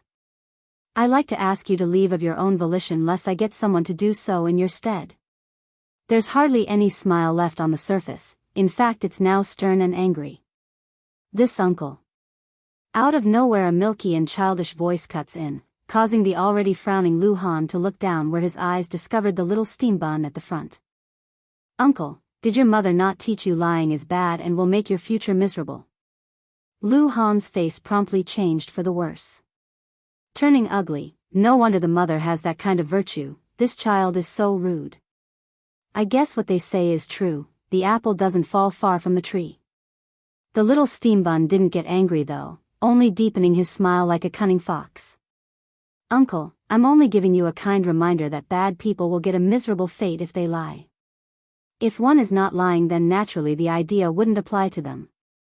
What are you being so afraid of? Though smiling brightly on that face, it's somehow scary and frightening. Also, you are vilifying my mother while in front of a young child, yet I still remain polite and call you an uncle, so who is the uneducated one here? Frame 5, the crowd at the moment was extremely quiet, so quiet that they could even hear a pin drop. These people would never doubt the disciples of the Holy Land, but the child was always polite as he said. On this point, the maternal hearts among them were won with ease. After leaving this remark, Bai Xiaochen turns away to return to his mother's side, that face raising a happy-go-lucky face. I have already warned him, mother, but it doesn't look like he's heeding my words. So, you don't need to be polite to him. Rubbing her boy's head at that sensible sentence, Bai Yan returns her sight to one that's known as Lu Han. I'll give you another chance, do you stand by your words? That roused a slight change in the young man's face. What does this woman mean? But thinking back to how turbulent the Holy Land has been recently, the greediness came out on top in the end. Gritting his teeth, I never lie. To be perfectly clear, this wasn't the first time Lu Han had taken bribes, that's been done more than once in the past. The fact that he was somehow fortunate enough to avoid the cleansing a while ago showed the good days are numbers. Therefore, plans must be made for the future and taking even more bribes was his answer. Alright, the chance has been given. It was you who didn't take it. Whatever happens afterward is your own choice. Smiling darkly at this individual, Bai Yan didn't bother to hide the contempt she had in those eyes. This immediately causes Lu Han to go dumb for a second. He didn't know why, but a rippling effect was drumming at his heart, causing him to feel uncomfortably anxious. Lu Yan, a core disciple under Elder Qing Hong's mentorship, and is responsible for the weapons assignment for this test. So are the weapons the reason I tried to bribe you before? The young man nods quickly. Yes, you not only wanted me to assign you the best weapon, but also tamper with the other contestants as well. Don't look down at me, I would never do such a thing to betray the Holy Land. Anyone who enters the Holy Land had already been stripped of their belongings at the entrance. Now if they are to use any tools or weapons, it would have to be assigned to them from the authorities to ensure fairness. It's just that. Bai Yan's sudden chuckle had left everyone wondering what's so funny at the moment. And then you also said my strength is too poor, so even a godly artifact would be useless in my hands, is that right? It's true, one's power must be from within and not from some tool crafted by another. For example, a novice could never wield the true strength of a godly artifact, while a veteran master could easily wipe the floor with an opponent if they so much as have a dagger. Lu Han was now completely dumbfounded. He just realized something very off about the whole conversation. The main reason being the fact that this woman knew he's in charge of the weapons assignment. Aside from those at the heart of the Holy Land, no one else should be able to know his duties unless they are involved with the event itself. Elder Qing Hong still hasn't come yet? Go get him to come see me now. Smirking menacingly now with that frosted gaze, Bai Yan's air suddenly intensified as she gave the command. Aside from Chu Yi acting as the aide, Jing Qi also assigned 2 core disciples to help with the menial tasks. So, imagine Bai Yan suddenly discovering this outlandish predicament where she's being framed by the one that's supposed to be helping her. She is the mysterious judge, one. It was then at this moment a delicate voice rears out from the back, bringing the previous noisy area into a calm silence again. What are you all doing around here? A girl wearing a yellow-colored dress appears quite annoyed and unhappy at the gathered crowd. The members of the Holy Land here today may not have met Bai Yan before due to the secretive nature of her existence, but they definitely knew who this little princess was. Sure enough, the closer bunch immediately spread apart to make a straight opening line for her entrance. No longer bothering with the confrontation, Lu Han's somewhat handsome face showed a flattering smile. Princess, Mentor Qing Hong, Elder Chongling, you are all come? When should we start the test? Now. Chu Yi playfully arches her brow and turns toward Bai Yan's location. However, she was interrupted by Lu Han's voice again. But princess, aren't we going to wait for the judge? Showing a puzzled face, but she's already here, who else are you intending to wait for? These people are so strange. Bai Yan is clearly here already, who else are they planning to wait for? Popping his eyes, Lu Han didn't know what to make of this. The judge is already here? How come I didn't get the message? Acting like she didn't see the shocked expression on the man, Chu Yi makes a bright yet embarrassed smile at the mentioned woman. Sorry Bai Yan, I'm late. Can we start now? Originally Lu Han was still searching the crowd for the mysterious judge, but upon noticing the girl's directed gaze and Bai Yan's words from before, a terrifying notion then starts to bloom from within. That's right, he's afraid, fearful even. It's so bad that he couldn't even move his leg and could only tremble like a nervous wreck. Mentor Qing Hong, this woman is. The middle-aged man known as Qing Hong didn't quite understand this disciple's odd question. Showing a rather frank face, he reveals the truth by nodding. She is the judge. What, you didn't know? Though light and without intention with his voice, the message was equivalent to a hammer smashing down at their hearts. The most affected had to be Hui Yun, who pushed for all this. If not for the maid next to herself, this lady who had a poisonous heart would have already collapsed to the ground. This can't be, this woman isn't here to take the test, but to judge it? No. Gripping her hand until it's an unhealthy white, one would find it difficult to comprehend the sort of emotions this girl must be experiencing. Wait a minute. Bai Yan raises a hand to stop Chu Yi from pulling her up the stage. Instead she locks eye with the accuser using that dangerous smile. Didn't you say I'm undertalented? This one sentence alone was enough to leave the princess choking in the throat. She was already confused to begin with, but now she's just shocked. Undertalented? If Bai Yan is undertalented, then there won't be any talented out there in this world. Pressing closer with each drawing step, Bai Yan's appearance grew more and more dangerous from the naked eye. You said I tried to bribe you with my body in order to be selected, did you not? Mouth gaped open, Chu Yi had her eyes popping. I only came a few minutes late. How did something so big happen in that short period? She is the mysterious judge, too. I, forced to step back. Lu Han's forehead had now become covered in beads of sweat while his legs trembled profusely. Then, without giving the young man a chance to come up with an excuse, Chu Yi's following words instantly warranted the smell of urine between his crotch. How dare you, Lu Yen? It was not easy to convince Bai Yan to act as the judge for this event. What gave you the audacity to frame her? Besides, even if every single one of you joined forces, she will still wipe the floors with you all, yet you got the nerve to criticize her talent? Who gave you the guts? Bai Yan? As his head slowly creaked towards the woman, then down at the little steam bun, those eyes suddenly widened in unbelievable horror. Back then Lu Han only connected the dots of Bai Yan being the judge, but now Chu Yi's outcry had caused him to recall many things. The main one being the name, because he's heard some rumors before prior to today's event. Like how the owner of the Holy Island was the granddaughter of Lord Bai of the Medicine, and that the person always has a lovely-looking son running around. But never in his wildest dreams did he expect to meet the pair. In fact, he's still having trouble believing his own eyes at the moment. While the young man was trying to squirm himself out of existence, the others present weren't all that much better. The crowd almost didn't want to look over in Bai Yan's direction merely for the fact that they believed those lies. It couldn't be helped.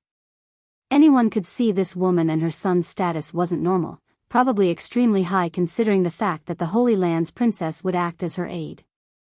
Princess, I know my wrong, I really know it. Fiercely banging his own head against the floor as tears flowed out of his eye, it was Lin Yahan, it was he who wanted me to do this. I'm only a helper, the real culprit is him. Lin Yahan? Tightening that forehead until it's a knot, Chu Yi caresses her chin. Who is this Lin Yahan? He's also a core disciple of the Holy Land, and he's under the same mentor as me. Oh. Then that's easy, abolish him along with you before expulsion. We don't need this kind of presence in the Holy Land. Waving her hand to signal the guards, the girl's word was law and directly dictated their future. How did I do? All mischievous in the face, the girl definitely wanted to be praised. You can decide based on your judgment. That won't do. Puckering her lips, Chu Yi refuses to do as she pleases. My pa told me to listen to you. If I start doing as I please, then he will definitely beat me afterwards. The girl's word couldn't be any more obvious. If she as the princess must obey Bai Yan's, well then what chance does these disciples have? Simply a word to her old pa would be enough to bring on a punishment far worse than being expelled. Hidden among the crowd was Lin Yahan at this timing. The bastard's been trying to keep a low profile while watching the entire thing unfold, but now that it's taking a turn for the worse, this guy immediately wanted to make a run for it only to be blocked off at the first step. She is the mysterious judge, 3, looming dangerous above Lin Yahan, who has now been pushed onto the ground before herself. Chu Yi appeared intimidating and dangerous. I thought we had eliminated all of the corrupt variables in my home when Elder Jingqi made a cleansing last time. To think we missed a few still. The Holy Land would never allow unfairness, nor would we allow any form of fraud or bribery. Sister Yi, Bai Shechen takes a couple of steps forward to speak. This Lin Yahan is that bad Andy's cousin. I believe they're in on this together and the instructions are from her as well. Despite being so young and tender, the boy's face already showed a dominance akin to his old man. Falling into a panic at being called out, Hui Yun hurriedly turns to her own big cousin for help using those teary eyes.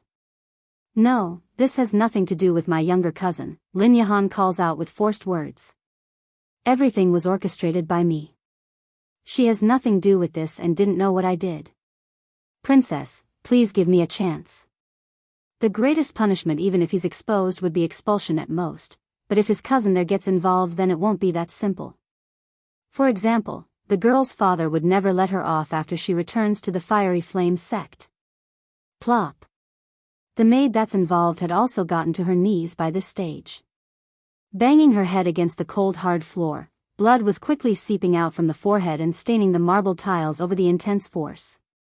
Everything is just like Sir Jahan says, this has nothing to do with my lady here and is our fault only. I was the one who went to him because I wanted to get even for my lady. Streaking with tears in the face, this maid carried a look of self-destruction. If I carry all of the responsibility then at most it's just my death, but if the lady here also gets harmed then my brother at the Fiery Flame sect will also be killed. Seeing how these two people are willing to take the blame off her shoulder, Hui Yun naturally became relieved inside. Making a pretentious face of apology, "Lady, I know you have a deep misunderstanding of me, and it's true my maid is at fault this time because of my failure in disciplining her. However, I have always lived my life on a morally high standard. I hope you can stop your son from framing me." Her words were earnest and hopeful, like she's truly being wronged. "So you want to stay and continue the test?" Raising a smirk, Bai Yen remains unfazed at having her son being called a liar. "Is that right?" Hui Yun's not dumb, she's just foolish. Since her big cousin in the Holy Land was now screwed, it's easy to imagine what her results would be later on. But the situation wouldn't permit her to back off. If she does then too many red flags would be raised. "Yes." Nodding like she's agreeing, Bai Yen now focuses her attention to the trinket around the girl's neck. "I'm fine with that. However, I need you to take off that pendant around your neck first before continuing." "What?" Popping her eyes in disbelief, Hui Yun's heart was flustered and a mess.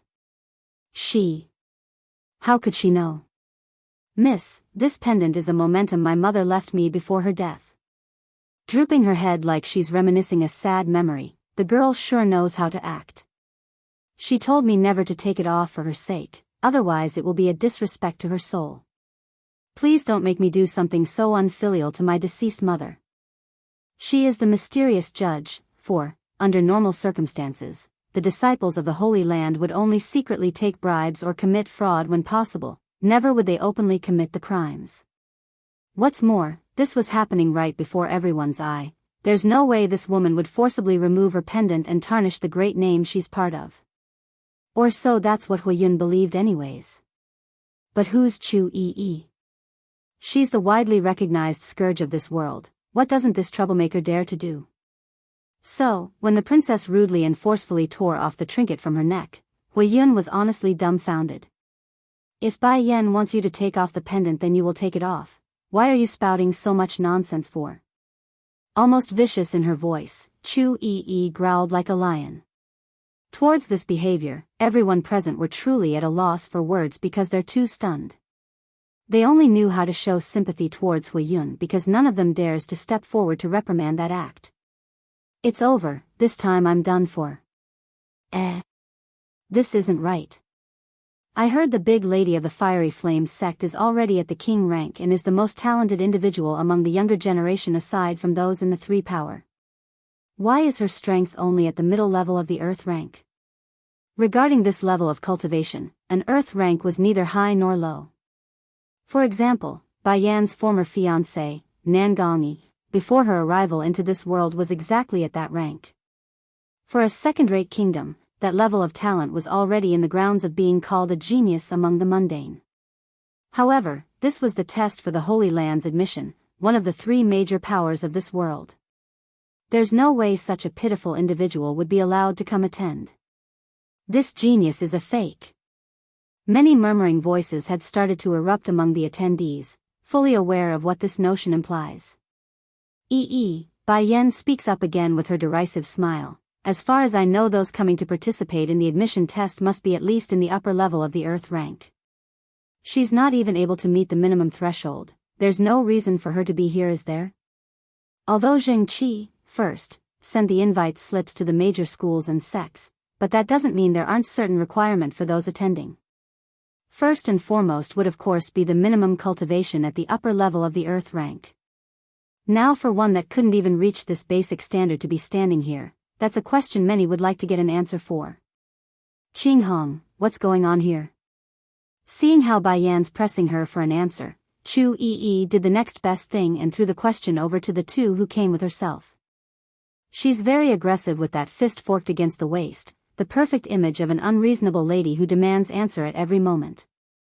Sweating now as well, Qing Hong responds in earnest despite his nervousness. The one who went to screen the attendees were Elder Lin Yu. Lin Yu? Who the heck is he? Chu Yi asks angrily. Qing Hong promptly got to his knees. He's an elder who's also in charge of mentoring the students. He's in the same division as I am in. Lin Yahan is mostly learning under him when me and some of the other tutors are not around. An uproar erupts from those gathered here almost instantly. Lin Yahan himself was also shivering uncontrollably. He knows, this time he's done for along with the mentor he's been relying on so much until today. She is the mysterious judge, 5, have him crawl over here to see me. Furrowing that brow, Chu Yi's expression showed a trace of unhappiness. Then just as her people were leaving to carry that out, she stops then out of nowhere again. Wait, I change my mind, don't bring him to me and send him directly to Jingqi instead. Let those 3 dispose of him as they like. Yes, princess. One of the guards readily complies without any show of emotional change. They're so used to this that it has become normal for them. And you, the troublemaker, points to another guard next to herself, take this Luo Hun and Lin Yahan away for later disposal. It's not enough that you bunch are committing frauds and throwing briberies around, but how dare you try to frame Bai Yan? This is your own fault for going after those who you never should. Lin Yahan had gone numb already after this twist in his own fate. Paralyzed on the ground, he closes his eyes and opens them again like he's given up. It looks like I'm unable to help my cousin this time. Princess, Miss Bai Yan. Bypassing the instigators of all this, the third perpetrator Lu Han started to bang his head in front of the 2 ladies. I know my wrong, I really know it now. Please spare me this one time, I'll do anything to make up for this. Spare you? Bai Yan's expression was that of contempt and ridicule towards the kowtowing man. What do you think would happen if I wasn't the judge of this test? Wouldn't your scheme have worked?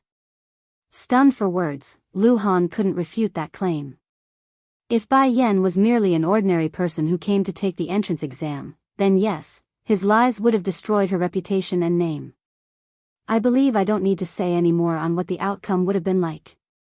Using her feet, Bai Yan ruthlessly stomps down at Lu Han's head to press him firmly to the dirt like the filth that he was. It's precisely because of people like you who try to manipulate things in the shadow that the Holy Land has lost so many excellent prospects in the past. And now you want me to spare you? Whether it be the Misty Fairy House, Medicine Sect or Holy Land, they're all her home. As someone who's protective of those close to herself, Bai Yan would never allow any dangerous or negative variables to remain while under her watch. Bang! Sending a huge kick across Lu Han's face, Bai Yan's assault directly causes the man's body to start somersaulting across the air and impacting hard against a pillaring column.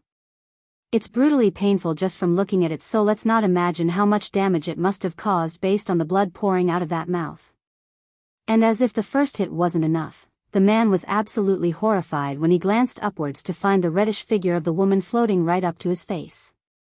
He wanted to resist out of instinct to survive, but his body had already been so injured that he couldn't even budge. Pop! Flexing her fingers into a hook-like shape, Bai Yan claws down at that shoulder and made a snapping gesture.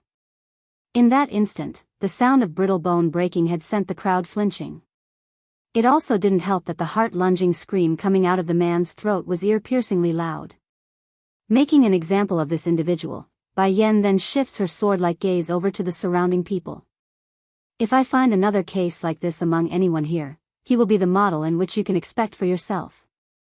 Without so much as a warning, a beam of light shoots out of Bai Yan's fingertip and into Lu Han's stomach and straight into his dantian.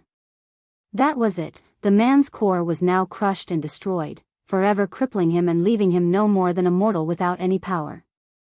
She is the mysterious judge. 6. Miss, someone among the crowd meekly raises a hand. What if someone is cheating for personal gains and is not found? Good question. Bai Yen grins at the smart individual. I most definitely won't allow any form of cheating under my supervision. However, I also know I cannot always be the judge of these examinations. In order to curb such things from happening in the future, anyone who discovers any unfair disadvantage is free to report it an elder of the Holy Land. If someone is found guilty of the crime, then the punishment will be the same as this fool right here. Of course, the complaint would have to be investigated first. If found true and the person did receive a bribe, or something just as bad, the end result wouldn't be as simple as being expelled from the Holy Land anymore. The more severe cases might even be punishment by death.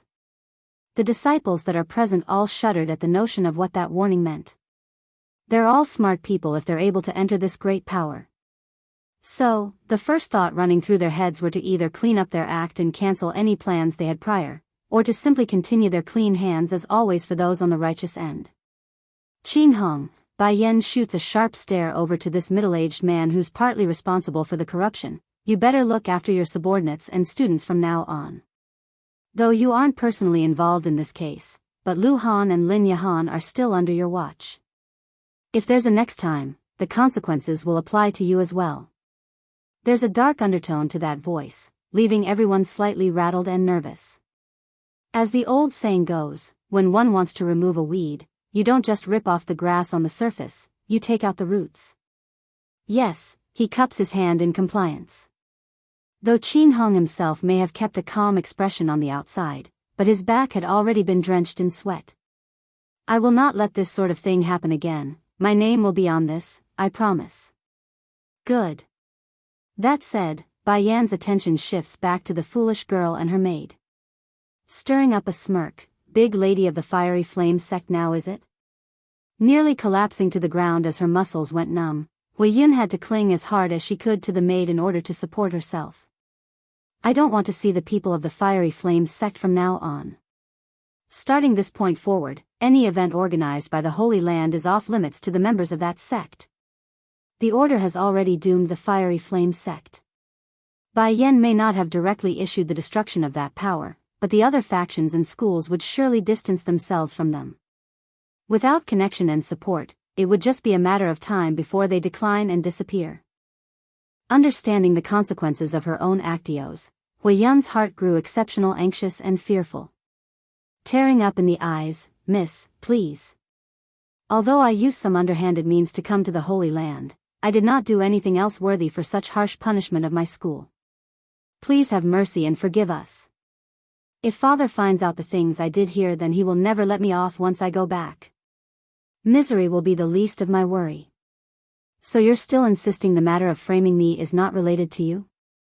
Bai Yen could see the sympathetic faces that still siding with this lying bitch. Let me guess, the maid still has family living at the Fiery Flame sect, correct? Unfortunately for you though, finding out where her family is would be no more than a whim of mine.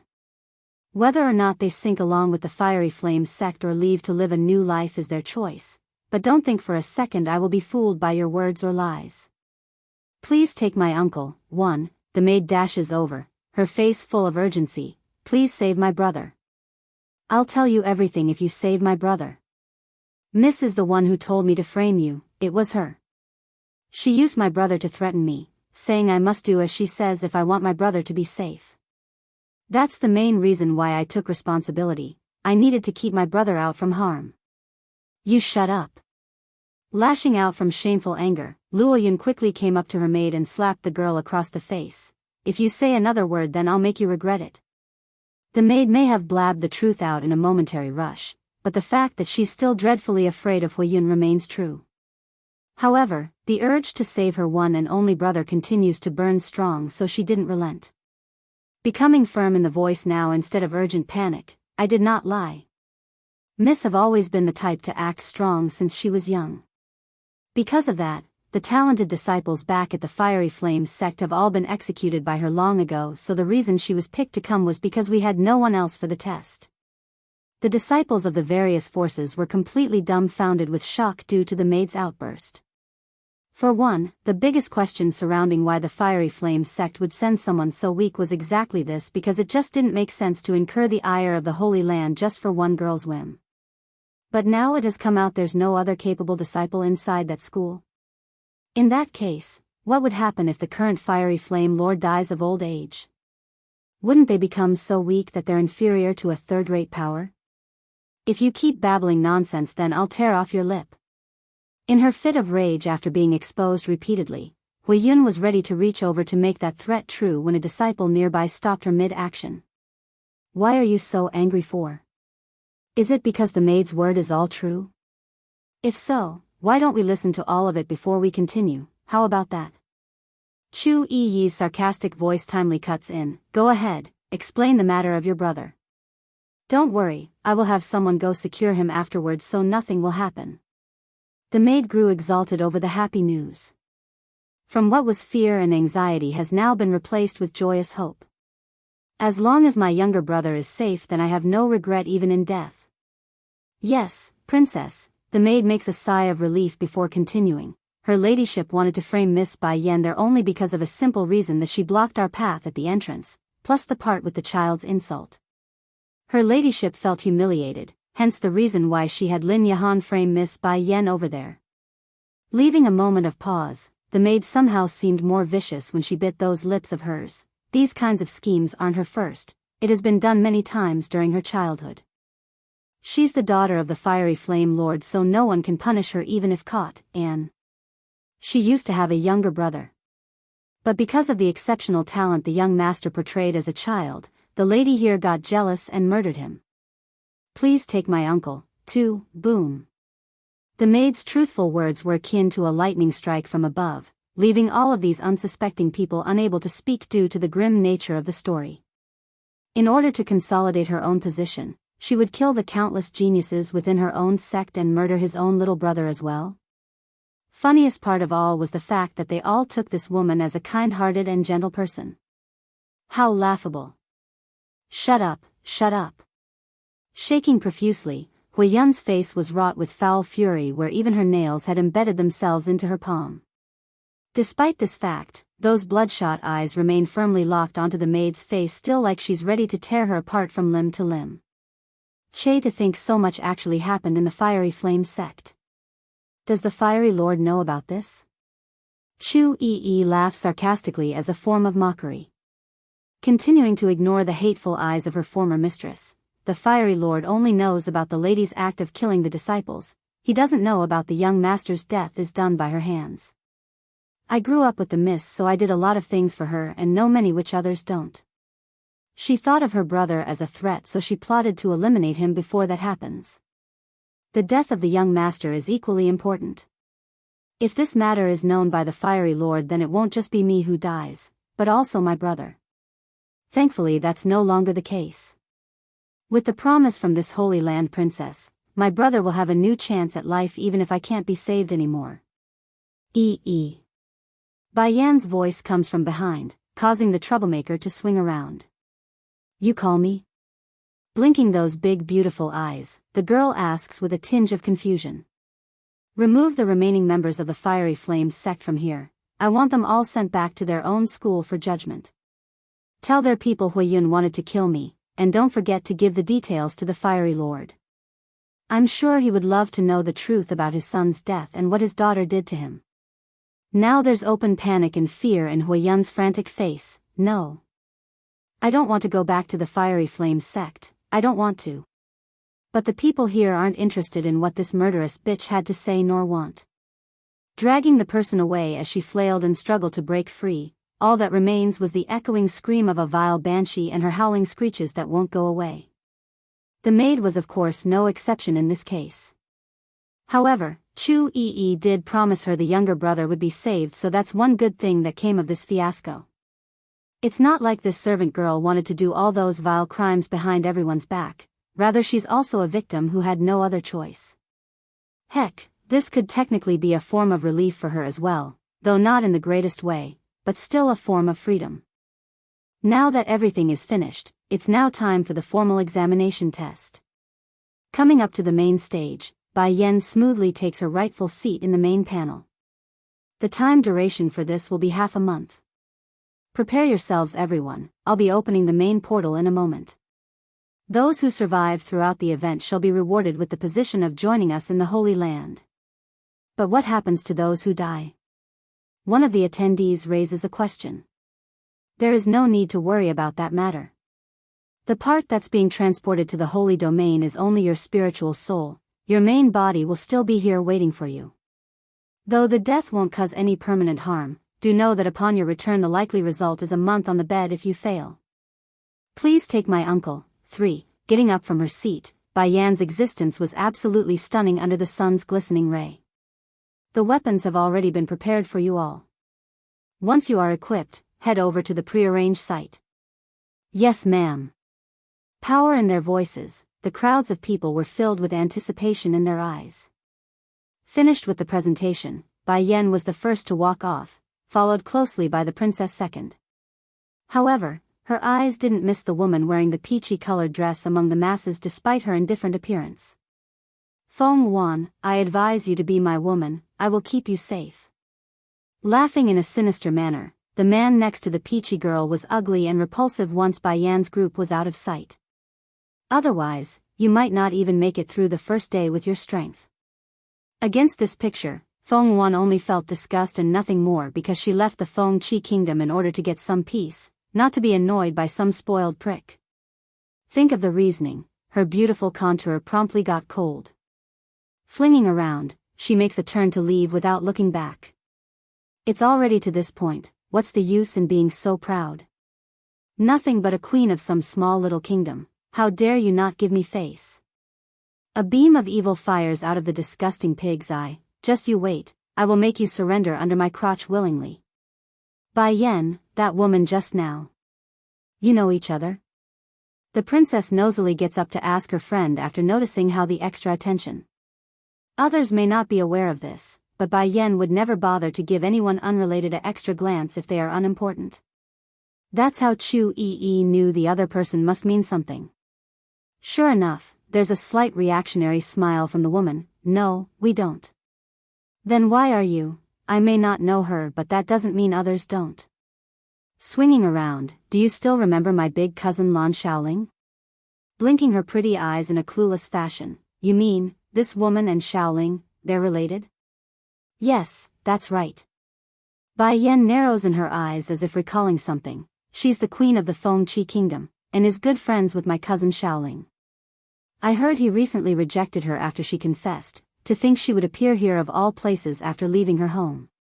Popping her eyes in shock, Chu Yi found this news absolutely scandalous. But why? How can Xiaoling reject such a beautiful woman like her? I don't think it's like that. Perhaps it's because too many things were happening with the Lan family back then, that's why my cousin didn't accept her. He thought he doesn't deserve someone like that.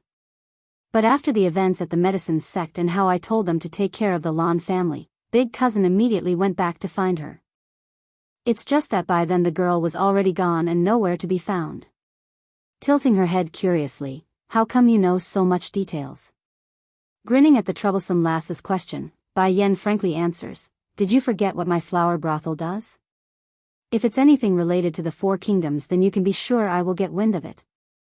She then went ahead to pinch the lass's nose like the very notion of a woman's gossipy nature didn't occur within herself. Then, should we tell Xiaoling's feeling to Feng Wan? Please take my uncle, for, no need, I won't intervene in other people's feelings, not to mention this needs to solve by their own hands. But... Bai Yan's lip curls into a thoughtful smile, you can go inform Xiaoling. Tell him she's here in the Holy Land. Okay, Chu Yi's eyes lit up. When she spent a period of time in the kingdom of Luhua, the image she got of the Lan family was very good because none of them abandoned Bai Yan and her son. Perhaps it's as the old saying goes, good people will have good fortune. Oh right, a young and handsome face appears in the princess's mind just then. Bai Yan, do you still not have word on Bai Zhao's whereabout yet? I haven't seen him for a long time. Bai Zhao. Her heart shook at the name. Clenching that hand until it's slightly trembling, Bai Yan shakes her head at the end despite the infinite worry she has for her own brother. I have sent the flower brothel and demon beast sect out to look for him after he left without a word. Though there's still no word from him, I believe he will one day return to my side once he has garnered enough strength. That teen has always wanted to rely on his own strength in order to support her, not to rely on his sister. So, when he became aware of the close relationship Bai Yan had with the Holy Land, he promptly refused the offer to come. So not even you know about his whereabout. Slowly exhaling a long breath, there's a sense of disappointment in the princess's face. Not missing this picture, Bai Yan's face immediately lit up. Hurrying to grasp onto the lass's shoulder, there's joy in the woman's eye. You and my brother. Huh? Staring blankly at that hopeful face, Chu didn't take much time to realize what the over-the-top reaction was about. Hurrying to step backwards, hey now, don't get the wrong idea. I'm only worried about him, nothing more. Smiling all the way into her bones, Bai Yan didn't buy that explanation one bit. Patting the lass's shoulder like a good older sister, although we weren't able to become family, but this is also a good turn of event. The princess makes a baffled face. Indeed, this time Bai Yan's misunderstanding was a serious one. It's then the little steam bun also pops his nosy head from somewhere. Grinning on the face like his mother, Sister cares about uncle, that must mean she likes him. Perhaps it won't be long before I can start calling her auntie instead. Auntie, auntie. Always a supportive, Dragony follows up with that word like a happy-go-lucky kid who just learned of a new word. In that instant, not even Chu Yi's thick face could remain unfazed. Blushing hard, what are you saying, Shachin? And you, Dragony, what are you trying to do? I and him, we're not like that. And even if we did, no wait, I'm only using a metaphor.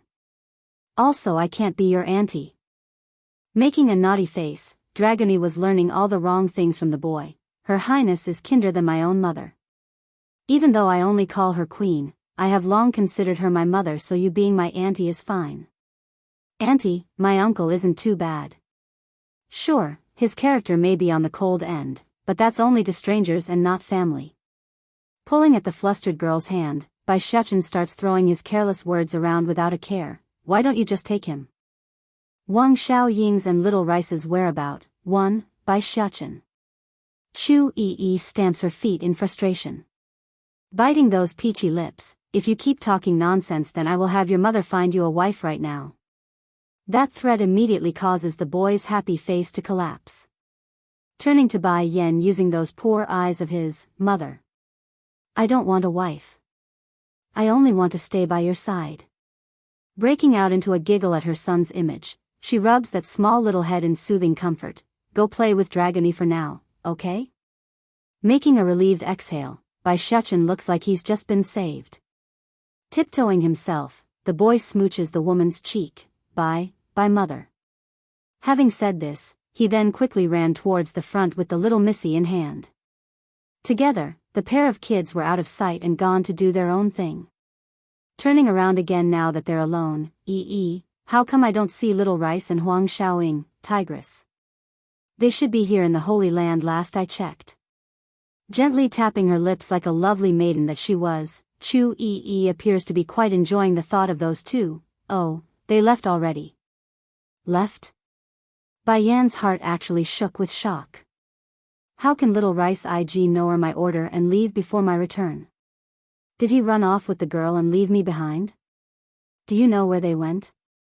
Almost urgent now in her voice, Bai Yan tries hard to hide the inner anxiety she felt.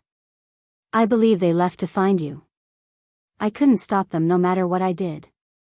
Hooking her arms around the woman's, the princess makes a happy-go-lucky smile like she just one-upped her friend. Don't worry about those two.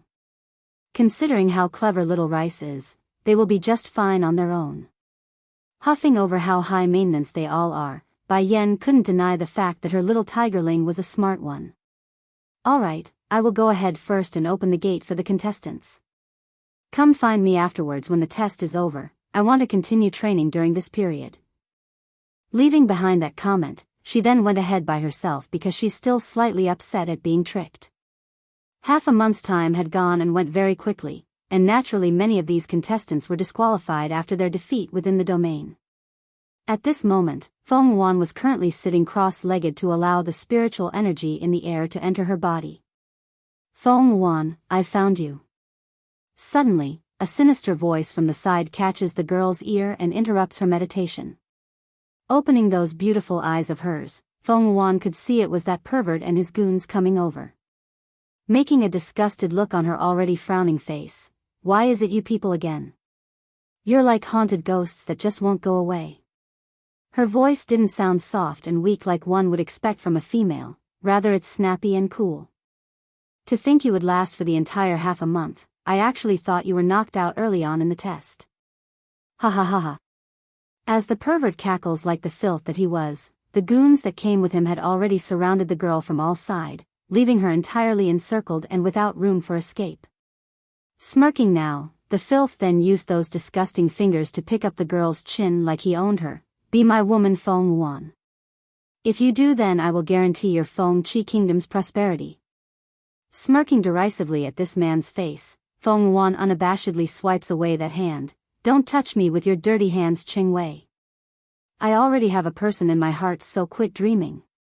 Acting like he's heard some ridiculous joke, Ching Wei's guffawing laughter rang across the forested terrain in this area. That's how little this pervert thought of that statement. Wang Xiaoying's and Little Rice's whereabout, too, the man of your heart? What, you mean that Lan Xiaoling? I already know he rejected before when you confessed. Why are you being stubborn on him? Do you think the Lan family is something you can match up to? Seeing the ghastly complexion of the girl, Ching Wei once again presses forward to loom over her. Feng Wan, the real wishful thinking one is you. The Lan family may just be an ordinary household, but they are backed by the Holy Land and Medicine sect. Others would rather provoke a second-rate power than to provoke them, so lose that dream of yours. Gently closing her eyes, Feng Wan didn't want to and couldn't refute that claim. She loves Lan Xiaoling for his perseverance and courage he showed. So, when the people of her Feng Chi kingdom prevented her from interacting with the boy, she kept doing it regardless. But now, it's as this filthy bastard says, she's not a match for him anymore. However, that doesn't mean she couldn't catch up. Feng Wan's a proud and strong woman. Just because she's no longer a match doesn't in the future she won't be. That's why she came to the Holy Land, hoping one day she would become strong enough to stand by his side after earning the qualities again. Just like before, standing by him. So what if I don't deserve him? Opening her eyes again after reminiscing those happy memories she shared with the boy, her face remains expressionless towards these filth. Even if I cannot get his heart, I will not accept you. Take one or none at all, I at least understand that truth. You're asking for it. Turning cold in the face, Ching Wei was done playing nice. Take this woman down for me, I will let her have a taste of what it means to defy me. Yes, sir.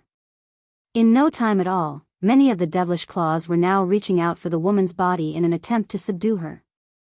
Towards those filthy hands that's trying to indiscriminately touch her body, Feng Wan's expression grew hard and dangerous. Scram. Boom. Fluttering up in the dress over the sudden burst of power, those goons that are in cahoots with Ching Wei were instantly sent stumbling backwards. Step down, I'll handle her myself. Making an audible clack by closing that folding fan of his, those hands immediately thrusts forward like an eagle's claw, fully taking aim for the woman's neck in order to catch her. Facing that intense attack, Feng Wan didn't panic or back off. Instead, she musters up her own energy into the fist and met the assault head-on. Ching Wei was absolutely shocked when they made contact. Not only did he fail to overpower the other side, he in fact felt his throat getting wet from the blood trying to come up. In the end, there's a trickle of the reddish fluid leaking out of the corner of those lips. You, frowning, how can you improve this quickly? This battle wasn't the first he had with this woman, but before they only had a draw. And now she's clearly above himself. I'm not like you all. I've kept pushing myself during the entire time I've been in here while you bunch only thought about preserving your own strength. One's the queen of a mortal kingdom, the other the young lord of a second-rate factionary power. It's obvious the latter had the better resources. But through perseverance and strong will, Feng Wan has now surpassed these bastards using not only her talent, but effort. Most likely insulted by that remark, Ching Wei's gaze grew threatening. All of you attack with me. She's only one person, I refuse to believe she can take all of us on at the same time. Wang Xiaoying's and Little Rice's whereabout. 3. Obeying his order, the group of thugs behind himself rears forward again to attack. Though vigilant and ready to fight, Feng Wan couldn't help but tense up at this setup. But then right when she's about to deflect the first blow, a blinding white light beams downward from the sky and covers them all. It looks like the time has come. We're leaving this place. Everyone immediately had this thought in mind. Though this half a month has been treacherous and full of danger from the various things lurking from within, it has also brought on many good harvests for those who didn't cower away somewhere. Of course, there are also scums like Qing Wei who managed to make it to the end by keeping themselves away from danger, but that's few and in between. I have already given you one last chance, Feng Wan, now don't complain since it's you who didn't cherish the opportunity. Right before he was transmitted away, Qing Wei suddenly brought out a dagger from his waist and harshly sliced down at his own wrist. Even if death within the testing ground won't be real, nevertheless, the injury sustained here would still transfer out to the real body. Therefore, just about every contestant that's remaining were stained with the smell of blood. It's also the direct proof of the cruelty and difficulty of this trial. All stand for the princess and judge. This was the first announcement these men and women heard after they opened their eyes again. Taking her seat with that gorgeous red dress, Bai Yan didn't waste any time to begin her speech. The test is now over, and all who manages to pass the trial is now qualified to enter the Holy Land as a disciple. Wait! Suddenly, a young man stands out among the crowd. Covering his injured wrist, that expression appeared very painful. Miss, I have something to say.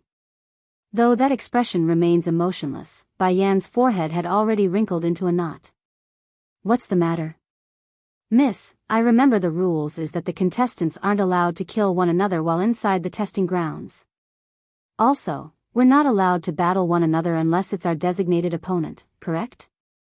Slightly amused by the question, Bai Yan didn't refute that, only leaning her head to one side against the palm of her hand.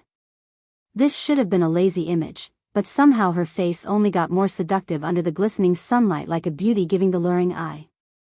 You're right, that's the rules we set ahead of time.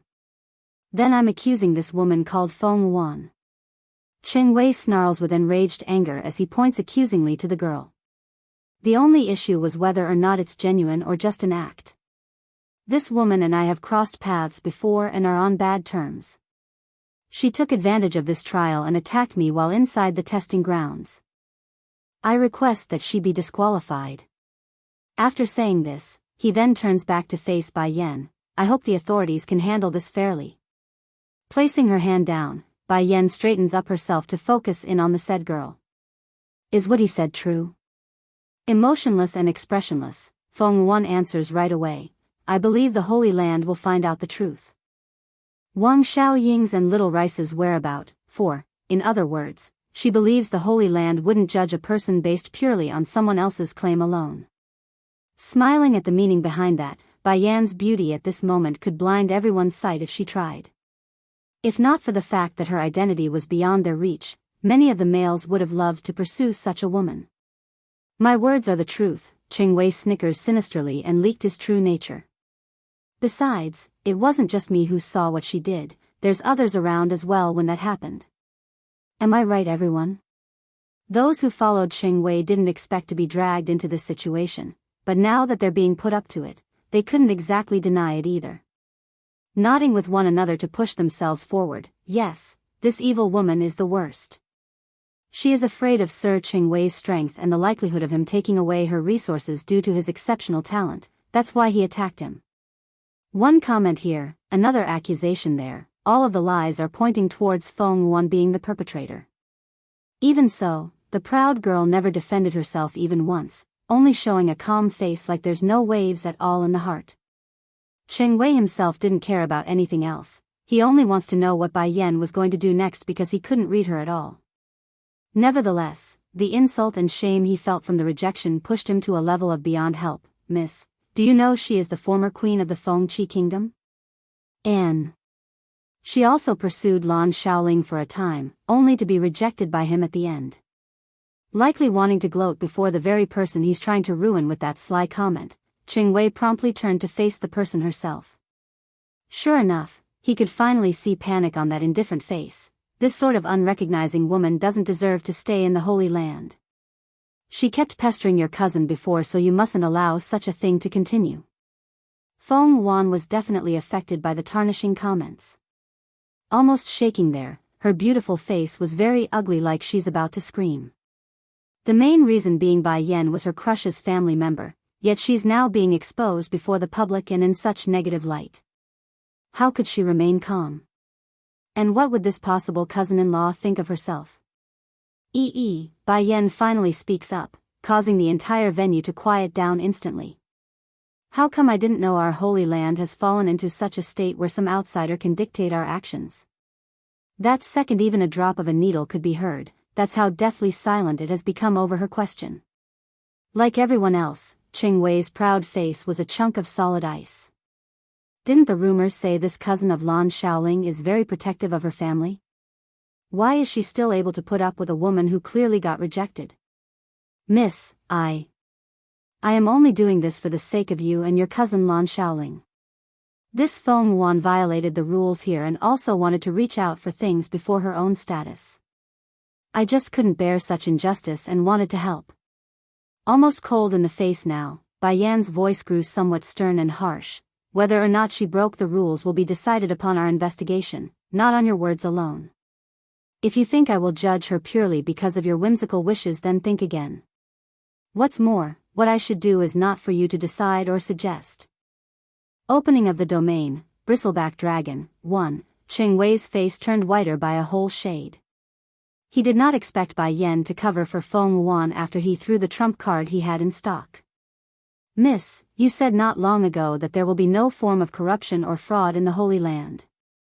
Why are you sheltering this woman now? Clenching his fist tightly, the disgusting bastard knew he has no way out and could only press forward.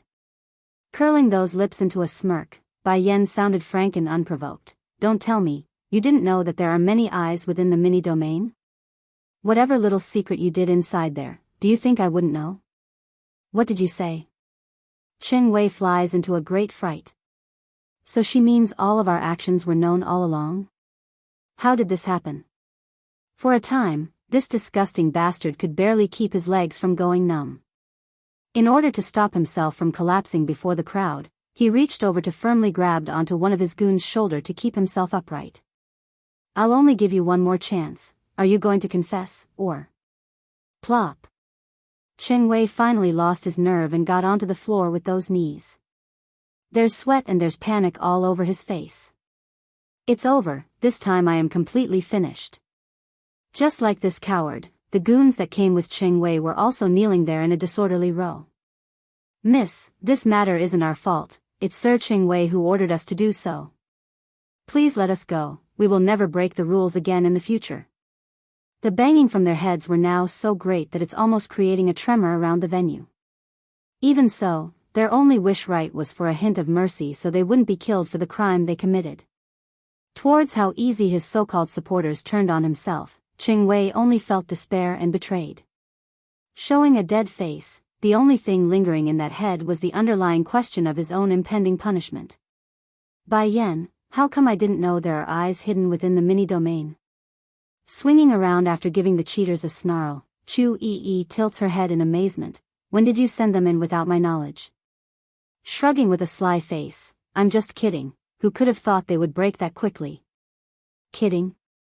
Those who were guilty immediately stopped their kowtowing act and made a distraught face of horror. It's so bad that they even forgot to breathe for a second. What did she just say? She was just kidding. Qing Hong, I'm sure I don't need to tell you how to handle these people. Giving a lazy stretch, Bai Yan slowly came down from the main stage and turns to the princess. Let's go, Yi. Both girls left without a second glance to those gobsmacked individuals whom they left behind themselves. The reason being there's someone already looming over their heads ready to dish out the punishment. Sir. Qing Hong, Qing Wei gulps hard. But before any more excuses could be said, the cold hard words of this Holy Land elder have dropped on top of his heads. Opening of the domain, Bristleback Dragon, 2, you bunch got some nerve, eh? Not only did you people try to frame a probably disciple of the Holy Land, you also try to deceive the judge. Someone come, take these filthy bastards away to the dungeons. I will personally see to it they pay for today's crime. Yes, Elder Qing Hong. Those who followed Qing Hong over today immediately circled around the group. They've already learned from the last time they gathered and wouldn't want anything to go wrong during the arrest. After leaving the gathering behind, Bai Yan didn't even need to step onto the holy island before her eyes fell upon her big Shifu Jingqi waiting at the doorway. Slightly wrinkling her brows, "Big Shifu, why are you waiting at my cabin? Is the examination test over?" Jingqi asks with a meaningful light in those old eyes. Giving a gentle nod of affirmation, "Yes Shifu, I've just finished over there." "That's great." The senior issues a long sigh. "The Lord tasked me to come tell you that the portal to the main domain is now open and ready for use. But before you head out, I must remind you the real holy domain is vastly more dangerous than the mini one you experienced before. Do be careful." In actual fact, not even Jingqi himself knew what exactly lies within that mysterious place. The only thing he does know though was how everyone who enters it would die each and every single time. 10 out of 10, all of them never returned aside from being a corpse. "I see." Bai Yan's face lit up, her hand patting the concerned old senior in assurance. "Don't worry, I'll be all right, so don't fret too much. During this period while I'm away, do make sure to practice your alchemy. I don't want to see any slacking. Otherwise." Narrowing her eyes into a slit, Bai Yan's iris grew somehow dangerous and threatening. Making an awkward laugh in return, Jingqi coughs twice to clear his own throat. "Don't look down at your Shifu here so much, only your third Shifu is a slacker." Needing no more words, Bai Yan was pretty much finished here as well and turned away for the Lord's living quarter. Towards the departing back of that reddish figure, Chu Yi couldn't stop making a worried face. "Grandpa Jingqi, is she really going to be alright? I don't understand why Pa would agree to having her enter such a dangerous place." Unable to hide his own worries as well, the Lord said it before, "Perhaps she will be the only one to come out of there alive. We must believe in Yen Yen because her existence is a miracle in it itself." Ever since the three of them brothers picked up this lass from the outside, he already knew the girl wouldn't be average. A souring dragon, that's his opinion of Bai Yan's future. Biting her lower lip, "If Bai Yan really don't come back, then I will cut off my connection with Pa. Me and brother will leave this place and never return. That'll show him for letting Bai Yan know about the main holy domain and letting her go in." Jingqi makes a long heavy sigh at the princess's willful remark. Although his words showed trust and confidence, but that old heart of his also didn't want the only disciple he had to leave for such a dangerous place either. This is Yen Yan's own choice. We cannot get in the way of this child's decision. Making a bittersweet face, "Come princess, it shouldn't be that long before she comes back out anyways, so let's go over to the Lord's place and wait." Unlike the real world, the time frame inside the holy domain moves at an expedited pace. 1 month out here would equal to 1 year inside. Opening of the domain, Bristleback Dragon, 3, Chu Yi nods in good behavior. "Then I'll go find Xiachen instead. I need to take care of him while Bai Yan is gone during this period." Jingqi nearly turned green upon hearing what this troublemaker intends to do. Hurrying to grab onto that shoulder before she runs off, "This, you don't need to worry about. Qiu Shu Rong, 3rd, and Ren Yi, 2nd, will take care of him." Giving the boy to this one who torched the treasury vault? If they did that, then the entire Holy Land would be destroyed in no time. Thankfully this princess didn't have much of a brain when it comes to these matters. After getting pulled by the pushy senior a few times, she ended up going with him anyways. Over in the peach blossom forest, Lord Chu Ran and the other elders were busy discussing something when they saw the reddishly fine figure walking over to their spot. "You here, Bai Yan?" Stopping before this middle-aged man who nearly became her father-in-law. "Yes, Lord, I came after getting the message from my Shifu. You say the portal to the holy domain is open?" "You've heard right," Chu Ran answers right away despite the tight furrowing forehead he showed at what's further ahead. "This is my last reminder to you, Bai Yan. Unlike the mini-domain where one can be transferred back after they die in there, this one won't give you a second chance. Are you certain you want to go inside? Riches comes with danger, I am never one to cower before the risk. She stays firm in her decision. So what if it's dangerous? I have never been one to back down when the challenge comes knocking. Haha. Lord Chu Ran laughs wildly. Patting the girl's shoulder, his face shows a strong level of admiration, as expected of the one whom I believed in all those years ago. You will be the one to come out of there, I believe you will. Bai Yan also smiled at this trust. Lord, I want to ask you a favor before I head inside. During this time while I'm not around, please look after my son. I don't dash, cutting her before she could finish, don't worry. I've always regarded Xiachen as my grandson, so no one will make trouble for him here in the Holy Land. Patting his chest in reassurance, he made promises without a second thought to the idea. In light of the agreement, Bai Yan only showed a perplexed face. What she really meant was to keep her son out of trouble and not to let him start a fire again, not to be protected. Besides, she would be happy if he could not go provoking others while she's not looking, that's all she wants. Another note, you must not let Yi look after Xiachen. This is very important. This was an act of insurance.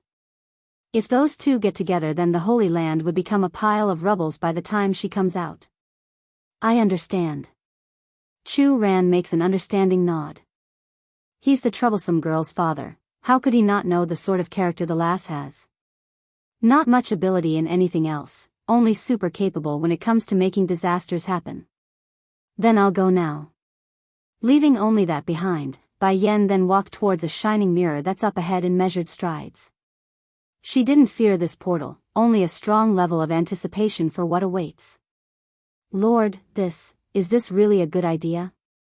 What if something goes wrong? One of the lower-ranked elders present turns to ask with unease in the voice, if anything happens to the lady then Jing Qi and his brothers will go crazy. Chu Ran arches his brow. Did you all forget her performance back then in the mini-domain already? That result is unlike anything I have ever seen. But it's late to do anything at this point anyways. Bai Yan had already stepped through the mirror and the shimmering white light has died down, signaling the closer of the portal.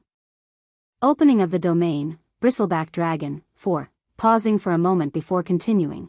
The longer you stay in the mini-domain, the closer the experience would become to the real deal. Otherwise, why else do you think I would risk her life? There are no other person as talented as Bai Yan in the Holy Land, not a single one. Besides, her relatives are the lords and master of the other two major powers. No matter how strong this place was, it wouldn't be able to fend off both the Medicine Sect and Misty Fairy House at once. And let's not forget Jing Qi and his two brothers would surely defect if that happens. Let's go. We're drinking today. No one is going home until they're drunk. Laughing hard through his belly, Lord Chu Ran strode in quick strides for the outside of the peach blossom forest. It couldn't be helped. Since that day where he nearly got caught with his own daughter drinking, Chu Ran had refrained himself from touching any more alcohol out of fear of Bai Yan seeing his dirty nature. Now for this rare chance to arrive, how could he not be a happy lord? Meanwhile the elders in the background were all exchanging various looks of disbelief with one another. To think the reason why the Lord would have us accelerate the portal's opening by half a month is because he wants to drink while she's gone. I really don't understand why he's so afraid of the lassie. Che, a simple answer like that and you still don't know? Look at Jing Qi and those other two, see how indulgent they are of her? Sure, Bai Yan is a disciple of the Holy Land, but who can say there will be another genius as talented as her? If the Lord is to keep the girl forever tied to us, something like face or shame means nothing. I bet you all don't know this, but the Lord wanted to take the Missy in as his daughter-in-law. It's a shame that Bai Yan chose someone else in the end. Even so, he still wants her as a goddaughter. The elder who knew the inside story couldn't help but open his mouth at this point. Truth was, if Bai Yan's identity wasn't so high and beyond his reach, this senior too would want to take in a goddaughter like that. A few more words later, the elders gathered here today also left soon afterwards for the Lord's residence. In a blink of an eye, the entire peach blossom forest was now back to its peaceful state and only the falling petals remain. At this moment Bai Yan was now standing on a weedy patch of grass. With pure blue sky, this should have been a decent picture if it wasn't marred by the countless creatures salivating before her very eyes. This is the holy domain? Sweeping her sight in a circle, Yan's eye suddenly fell upon a huge monstrous beast. Dilating her eyes in great shock, bristleback dragon? That's a bristleback dragon. Bristleback dragon, a monster from ancient times. According to the records left behind by the people of old, this race of dragons was highly recognized for its long spikes running along the back as well as the hardness in its scales. A true immortal monster of the ancient era. Shame though, every being in existence has a weakness in some way. The bristleback dragons are no different due to its poor breeding ability. As a result of this characteristic, this breed was long thought to be extinct after an unprecedented infighting among demon beasts many eons ago.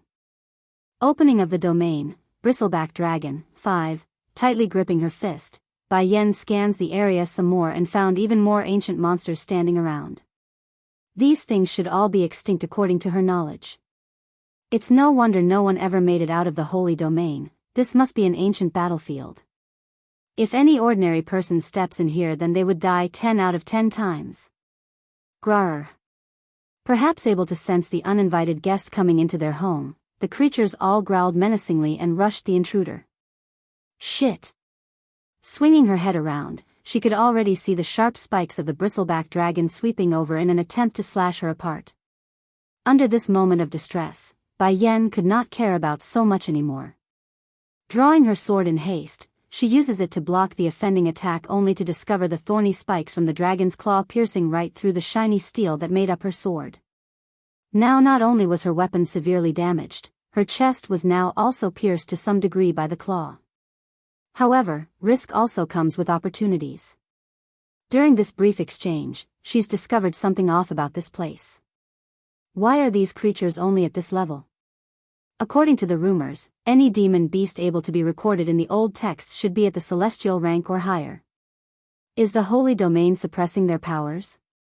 Squinting her eyes into a narrow slit, that lip instantly curled into a smirk despite the blood on her clothes. If that's the case, then I still have a chance. Wasting not another second, she swiftly and smoothly pulled out a bottle of medication from her storage bag. There's no need to hesitate here. Stuffing every single pill into her mouth, she allows the surge of unbridled energy to explode out of her body. Normally these pills, which was used to enhance her physical strength and endurance, could only be taken one at a time, otherwise the side effects would be quite heavy after half an hour later. Even so, critical situations called for extreme measures, and this was that case. This time I like to see if I'm harder or you're harder. Slamming the little bottle to the floor and smashing it to pieces, Yen wipes the trickle of blood from her mouth and begins her carnage. Leaping over the rest, the first target was the bristleback dragon swooping down from above like a lightning bolt. She didn't get penetrated by the thorny spikes like others would come to expect of this full-on charge. Instead, her hands reached downwards after landing on the dragon's back and forcefully ripped one of the damn things off, skin and all, before tossing it down to the mob of monsters. Just like the weakness of having low fertility, the thorny spikes were the dragon's greatest weapon but also its lethal weakness during combat. Sure, the scales are harder than metal and the spikes are sharper than a blade, but they're still attacked to skin and flesh. If one had the arm strength, then ripping these blades off like one would scale a porcupine. It's no different. Of course, not everyone could achieve such a grand feat of overcoming one of the greatest monsters of the ancient era, otherwise this breed of dragons wouldn't be called an immortal monster back in the day. Opening of the domain, bristleback dragon, 6, swoosh. Hit by the sharp bristle that came falling down, one of the monsters instantly died under his own pool of blood right then and there. Even so, the rest of the creatures did not stop nor care for their fallen comrade. They kept pushing for the woman who's still clinging hard for her dear life. Irritated and annoyed as well, the bristleback dragon wasn't just going to take that transgression lying down either. Barrel rolling left and right, it wanted to fling the unwanted passenger off from itself by using the intense force of its own maneuvers. Unfortunately for this ancient predator, Yen did not let go and instead used the thorny bristles on its back as a form of projectile. In no time at all, countless corpses were left in their wake as they flew erratically across the sky. A while later, the fighting has come to a halt. Littered with the dead bodies of the monsters that couldn't fly, only one dragon remains after Bai Yen dismounted to rest next to a small tree. Strange, half an hour has passed already. According to my calculation, I should be taking a sharp pain to my head by now after killing all these monsters. Why is there no reaction at all? Is it because this is the holy domain? That the side effects are removed thanks to the restrictions placed in this world? This speculation delighted Bai Yan's heart. Showing a happy face, she turns to the bareback dragon who was moping nearby after experiencing that inhumane torture. What, you don't want to live too? The expression of the survivor looks like it's very much aggrieved by the maltreatment. Not only has his back been completely plucked bare by this point, the poor thing actually wailed after seeing its own reflection from the puddle of tear created by itself. Unable to take this trauma, the dragon made a direct run for the forest and was soon out of view. Bai Yen herself did not chase though. No matter what the intent was, she did survive this encounter thanks to the fella's thorny spikes. With nothing else to do now, she began to pick up the prized loot scattered around the area. But after removing of the quills from a body, Bai Yen actually discovered something inside one of the bodies. It was a golden-colored core. In that instant not even she could remain indifferent. Is this what I think it is? According to hearsay, ancient monsters are able to condense their essence into a core once they're matured enough. Is this shiny core it? Elated to find such a precious treasure, Bai Yen wanted to store this thing away for future use only to have the thing melt away under a blinding light before shooting into her Dantian area. Without warning, her internal energy started to swell up. Understanding what just happened after a momentary daze, she didn't want to waste a single chance. Moving fast, her skills in dissecting lifeless bodies just went up by leaps and bounds today. Though Bai Yen did advance into the middle level of the monarch rank with 20 gold monster cores by doing this, but to reach the advanced stage would still require her own efforts in consolidation the newfound energy inside. Sitting cross-legged right now to digest the sudden influx of strength, she had just finished exhaling the last bit of polluted air from her system when a burst of rumbling sound came from the front. Looking over, she tightly dilates her eyes at the countless monsters trampling over and raising up a storm of dust. It seems this big holy domain is similar to the mini one. After killing a group, it would bring in the more powerful hordes of monsters. No matter, they're going to be my nutrient in improving my own strength. Unlike the tense atmosphere she portrayed on the first encounter after entering the portal, there's only a smile on that anticipating face. To put it bluntly, it's the look of a hungry wolf staring at its next meal. 3 months, 3 months later. On this sunny day, Bai Xiaochen was currently sitting on a granite rock not far away from where his mother disappeared off into the mirror. How come mother still hasn't come out of that place yet? It's been over 3 months already. I miss her. Pouting with his chin leaning against those hands, it's obvious he's very much bored based on that lifeless face. This was the first time the child's been away from Bai Yen for so long, so this was a new experience for him. Prince. It's then a young female head pops out from one side. Smiling in the face, guess what, I found a fun place nearby. Want to go have a look together? We can explore it and maybe find something nice. I don't want to go dragony. Shaking his depressed head, Bai Xiaochen firmly plops his whole body down onto the rock to show how much of a sloth he was acting. I want to wait for mother to come out, so I'm not going. The little dragoness was rather perplexed by this rejection. Biting those fingernails, why is His Highness acting so rejected? It's only been a few months, what's so depressing about this? It's not that Dragony was being inconsiderate in having this thought pattern. She's been without a proper mother all her life due to the limited mental capacity she was born with, therefore the very idea of a child always being with the parent didn't even strike her. Then I'll wait here with you, Prince. We will wait for Her Highness to come out together. Raising a lovely smile, the Missy takes a seat without asking for permission. Boom!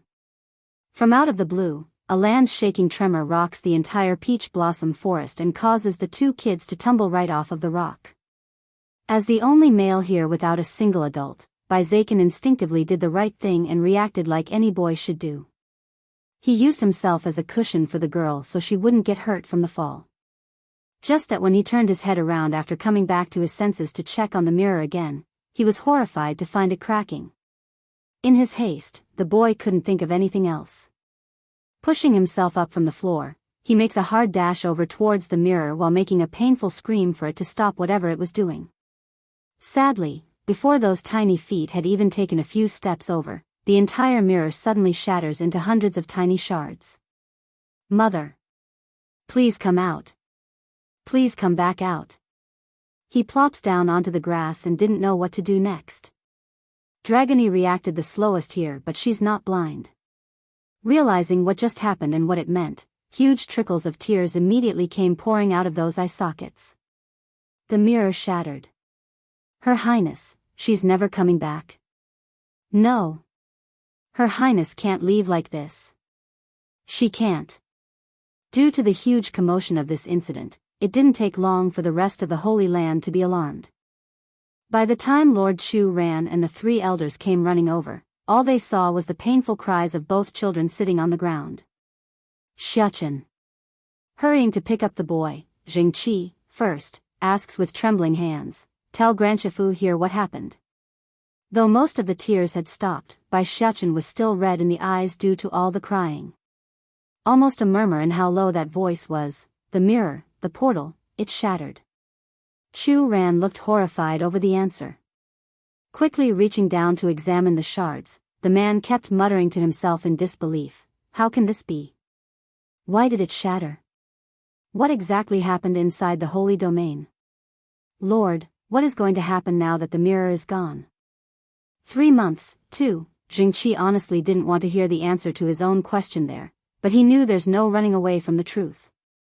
If the mirror portal is destroyed, then those inside will forever be trapped inside the holy domain. Boom! All 3 of these old fellas were shuddering hard in their old hearts. Stiff as a rock, their faces all showed despair. Yen Yen won't return.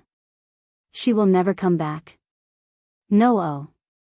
Clasping his head in horrific pain, Qiu Shu Rong's mournful cry brought on a wave of disturbing air around this once serene forest. A brief moment later, this third brother suddenly dashes over to the Lord in a flash and gripped onto that collar. His old eyes were filled with blood and anger, making him look somewhat ferocious. Why did you tell her about the real holy domain? Why did you agree to let her in there? Return my student to me. Return my disciple. If it was the past, then Chu Ran would not allow these old fellas to treat him like so. However, this whole situation was mainly caused by himself. Covered in a shroud of gloom, the man also felt extreme pain due to his own astonishing misjudgment. "I'm sorry, I didn't know things would turn out this way." That voice carried a strong sense of regret and guilt. Letting go of that collar, Qiu Shu Rong once again got on the ground with those hands around his head. The muffled sobbing voice said it all on what he's feeling and how distraught this old senior was inside. "Mother." Bai Shechen pushes Jingqi's hand away and ran back over to the mirror shards. Those eyes were dull and without thought as he stared at the pile. "Didn't you say you will never leave me?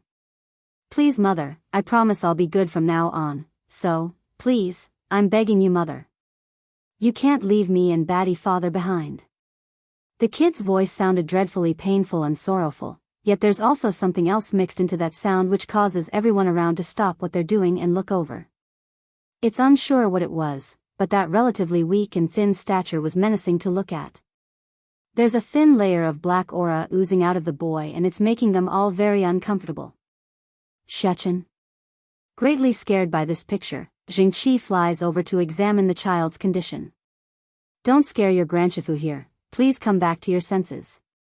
I've already lost your mother, I can't bear to lose you as well." Turning that little head in a freakish manner as if he's possessed, Bai Shechen's voice almost had an echoing effect like there's something demonic about his entire existence. "Grandchifu, why did Mother go into the holy domain?"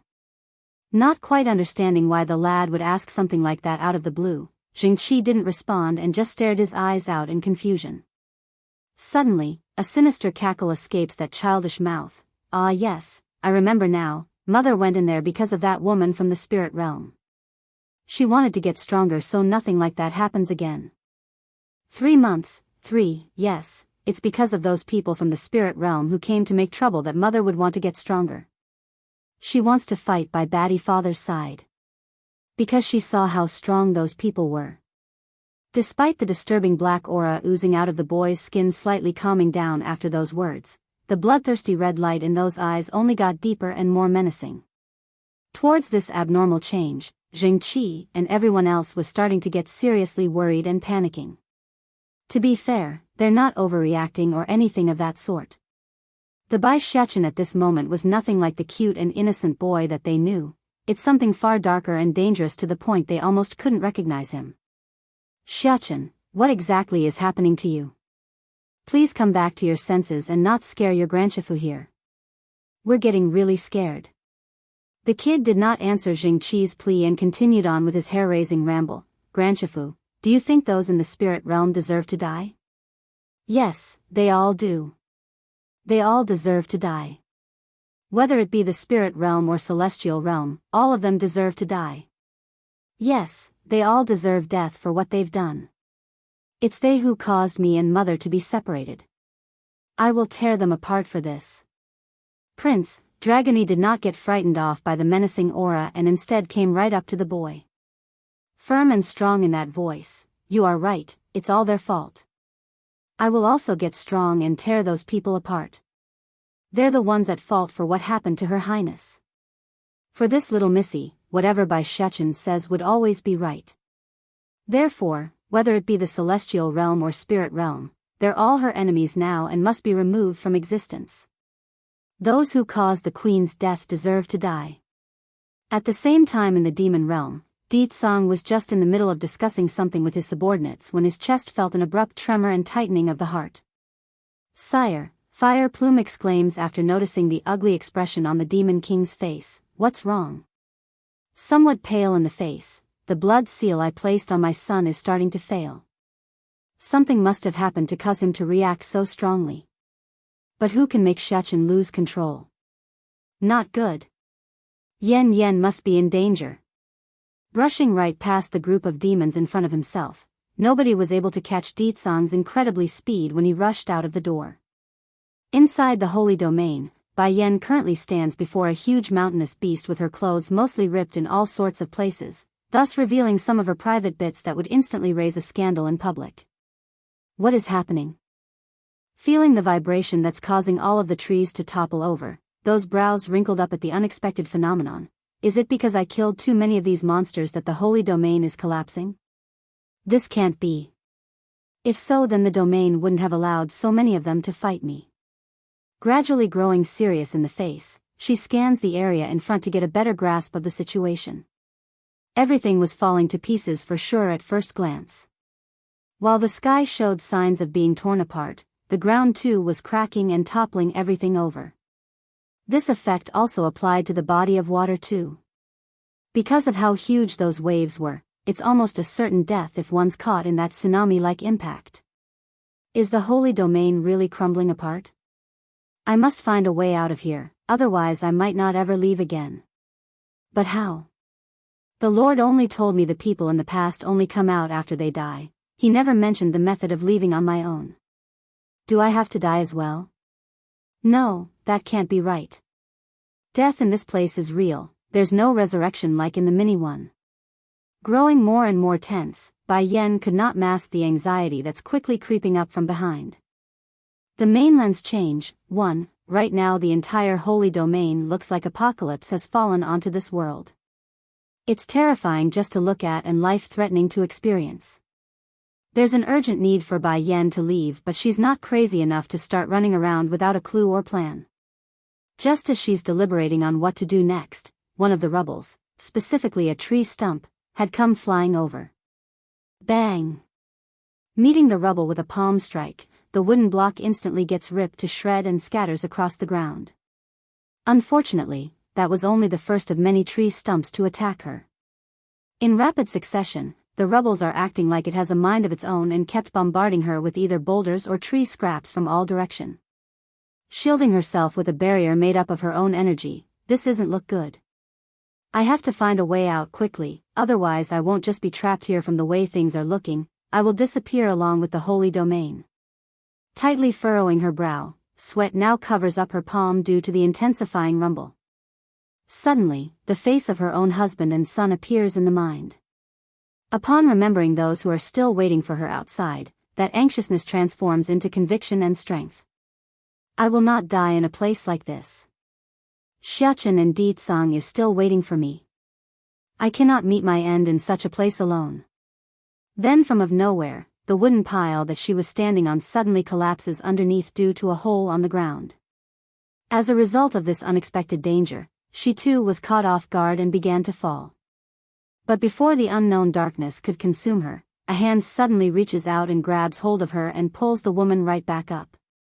Swinging her head around right away to see who this was, Bai Yan's face froze at the sight. It's a very familiar contour that has brought on endless warmth and protection over the years. How come you are here? She asks with a stunned look. Because you are in danger, that's why I came. Bright and warm like the burning sun, the man's smile lights up her heart just by speaking. If you want to leave the domain, then I will help you. Releasing a beam of joy in her own face, Bai Yan couldn't help but respond right away. Okay, I want to go out.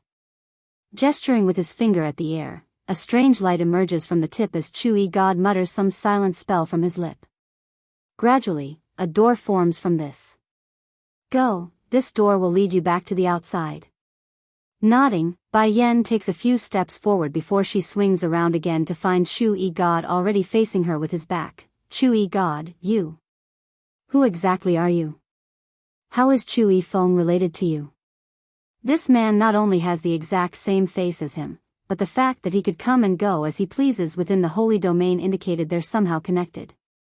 She be a fool to believe otherwise. I cannot tell you for the time being. You will find out on your own once you reach the celestial realm. I see. Out of consideration for saving herself twice, Bai Yan won't press the matter.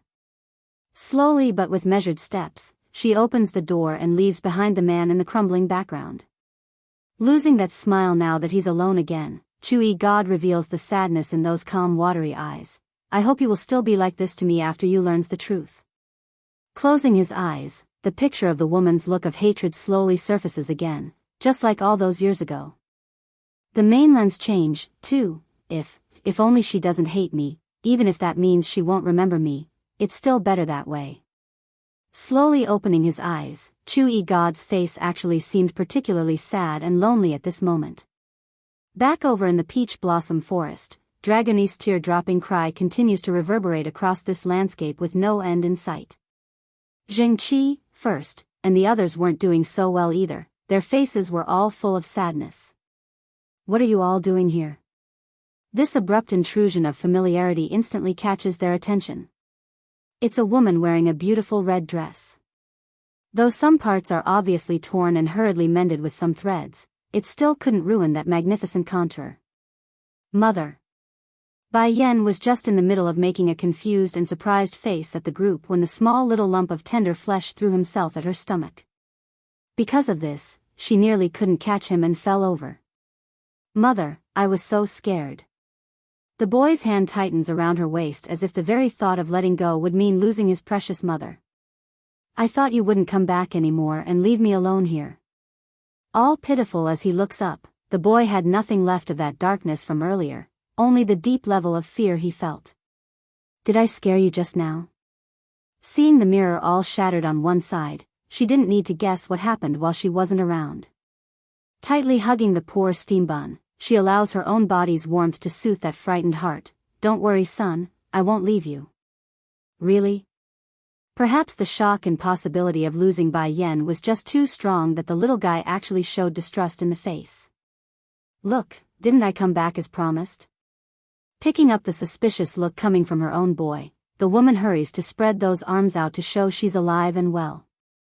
Though the suspicious gaze didn't completely dissipate, but the explanation was enough to calm him enough to let go of that iron grip.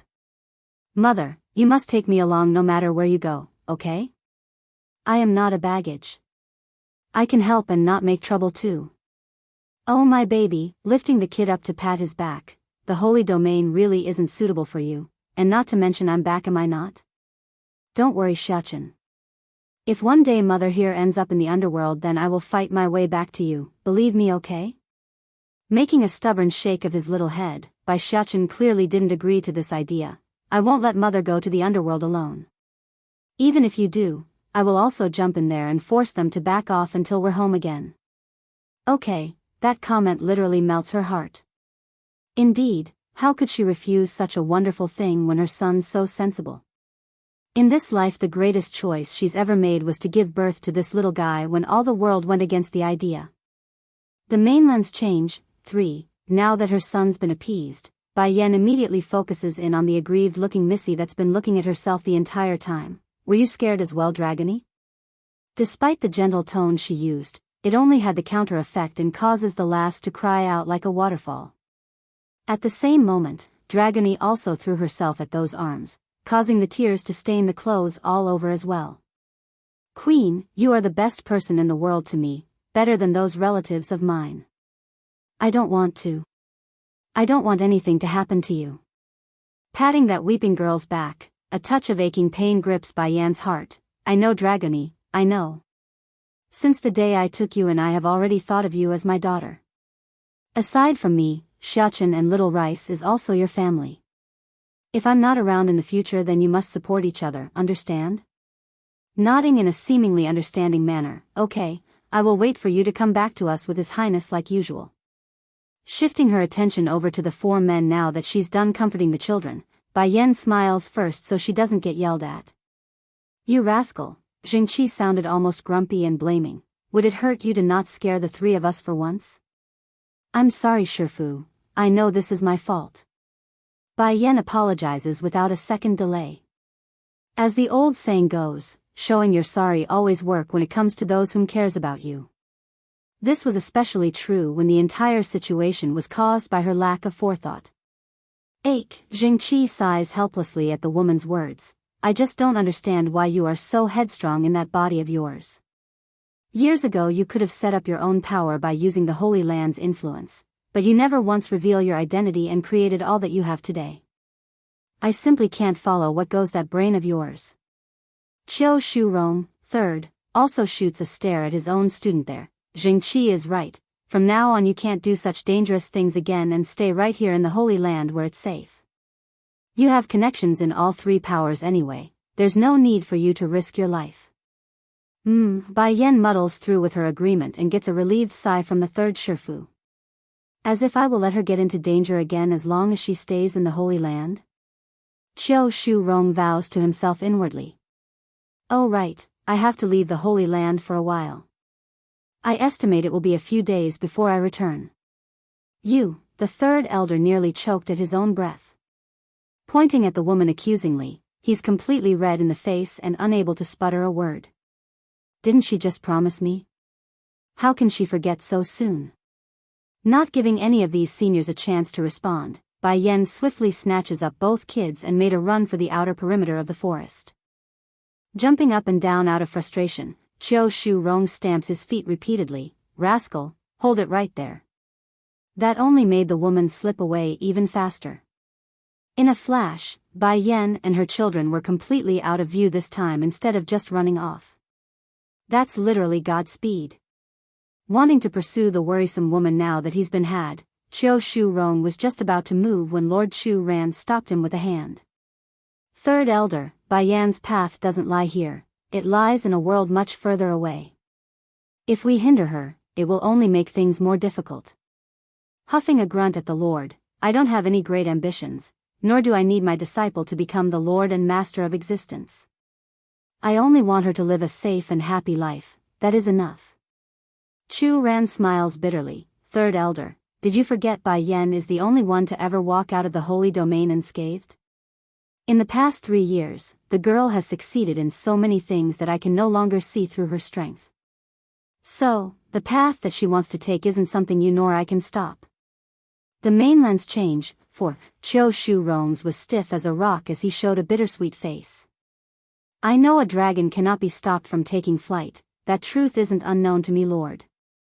But how do you expect me to just accept it as is? I only have this one precious disciple. Would you be able to bear watching her struggle so desperately? 2 lines of murky tear slowly trickles down that old senior's cheek, indicating how sorrowful and sad he really felt. Patting his younger brother's shoulder, Ren-yi could easily relate to the third elder's emotion right now. But this was their student's choice and not for them to decide. Grandchefess. From out of the blue, a soft tender voice drifts over from the front. Looking up, Jing-chi and his two brothers could see it was the boy returning to them from the front. Grandchefess, mother is afraid you won't let her leave, so she sent me over instead. She wants me to pass on these alchemic recipes to you three for practice while she's not around. Rummaging through his storage bag, the little steambun casually hands over a trove of treasure to these seniors. And, mother said all three grandchefess will always be her shifu regardless of where she runs off to. She will always cherish the time she spent here. After saying that, the boy did the most sensible thing and respectively gave them each a hug. Done with that, he also made sure to leave another message to the third elder. Third grandchifu, mother said she knows you care about her a lot, but don't worry, I will be with her. If mother does anything risky and I don't approve, then I will smack her bottom for you, okay? Sighing at the sensible words coming out of this little kid's mouth, Chiu Shu Rong just couldn't help but rub that head in resignation. You child. Oh, forget it, tell your mother I won't force her to stay. But if I ever learn of her risking her life again like this time, then she can forget about leaving the Holy Land. I will lock her up if I have to. Don't worry, third grandchifu, I will supervise mother in your stead. Nodding in agreement, Bai Xiaochen was all in on this idea. He too has been scared out of his wits, so anything like the Holy Domain venture was out of the question from now on.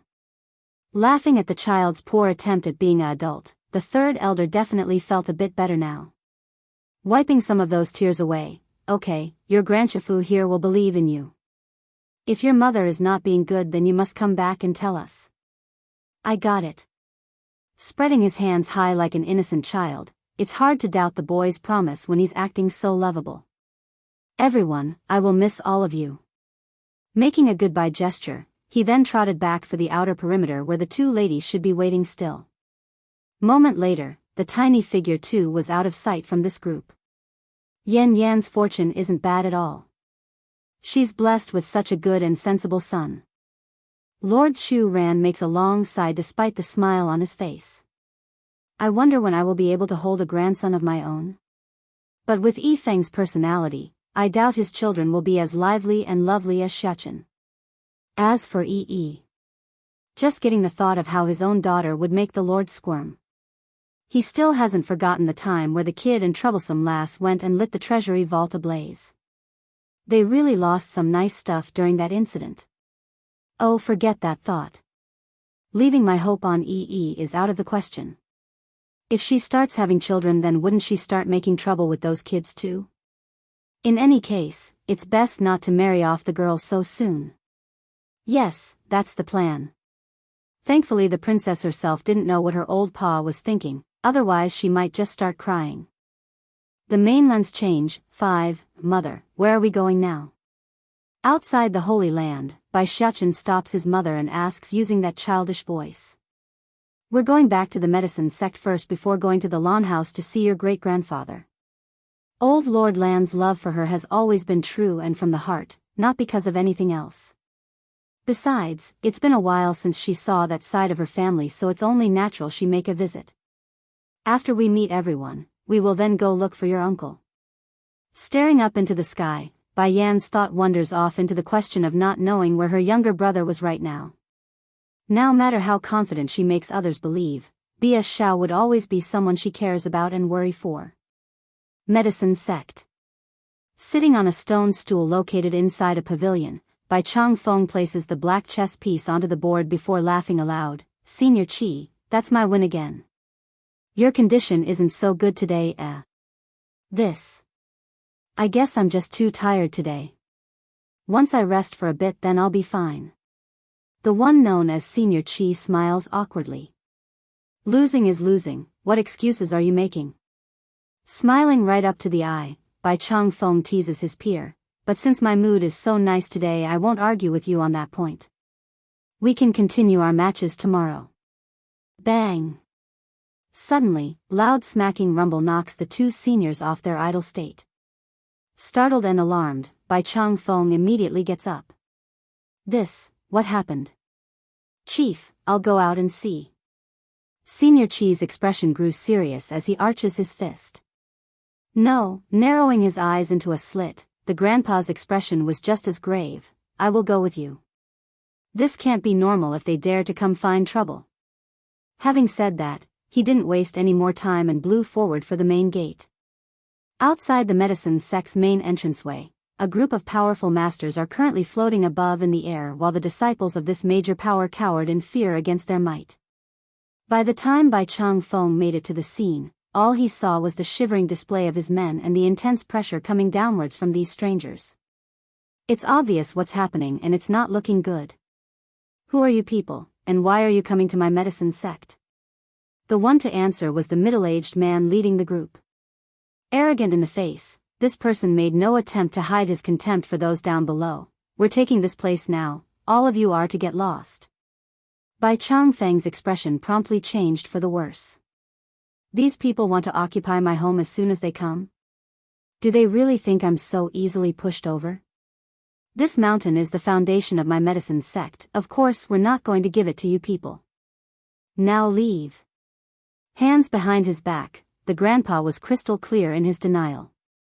Glowing with a shady light now, the middle-aged man clearly didn't take this answer well. We of the Wu House from the spirit realm will not be denied. If you won't give up this mountain, then be prepared to fight for it.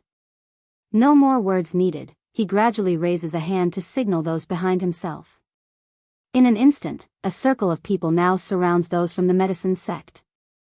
Due to the incredibly strong aura coming off of each individual, not even Bai Chang Feng could remain unfazed. If I live then my sect lives, if I die then my sect dies. I, Bai Chang Feng, will not yield. Chief. Those disciples were greatly shocked by what they heard. One of the more outspoken younglings speaks up using a weak tone. Chief, we can still rebuild the sect if we lose the mountain.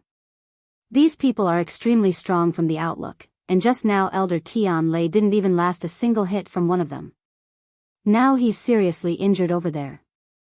The mainland's change. 6. There's only a handful of people within the medicine sect that could match up to Elder Tian Lei's strength, therefore it's not surprising some would begin to fear after seeing this senior be seriously injured with one blow.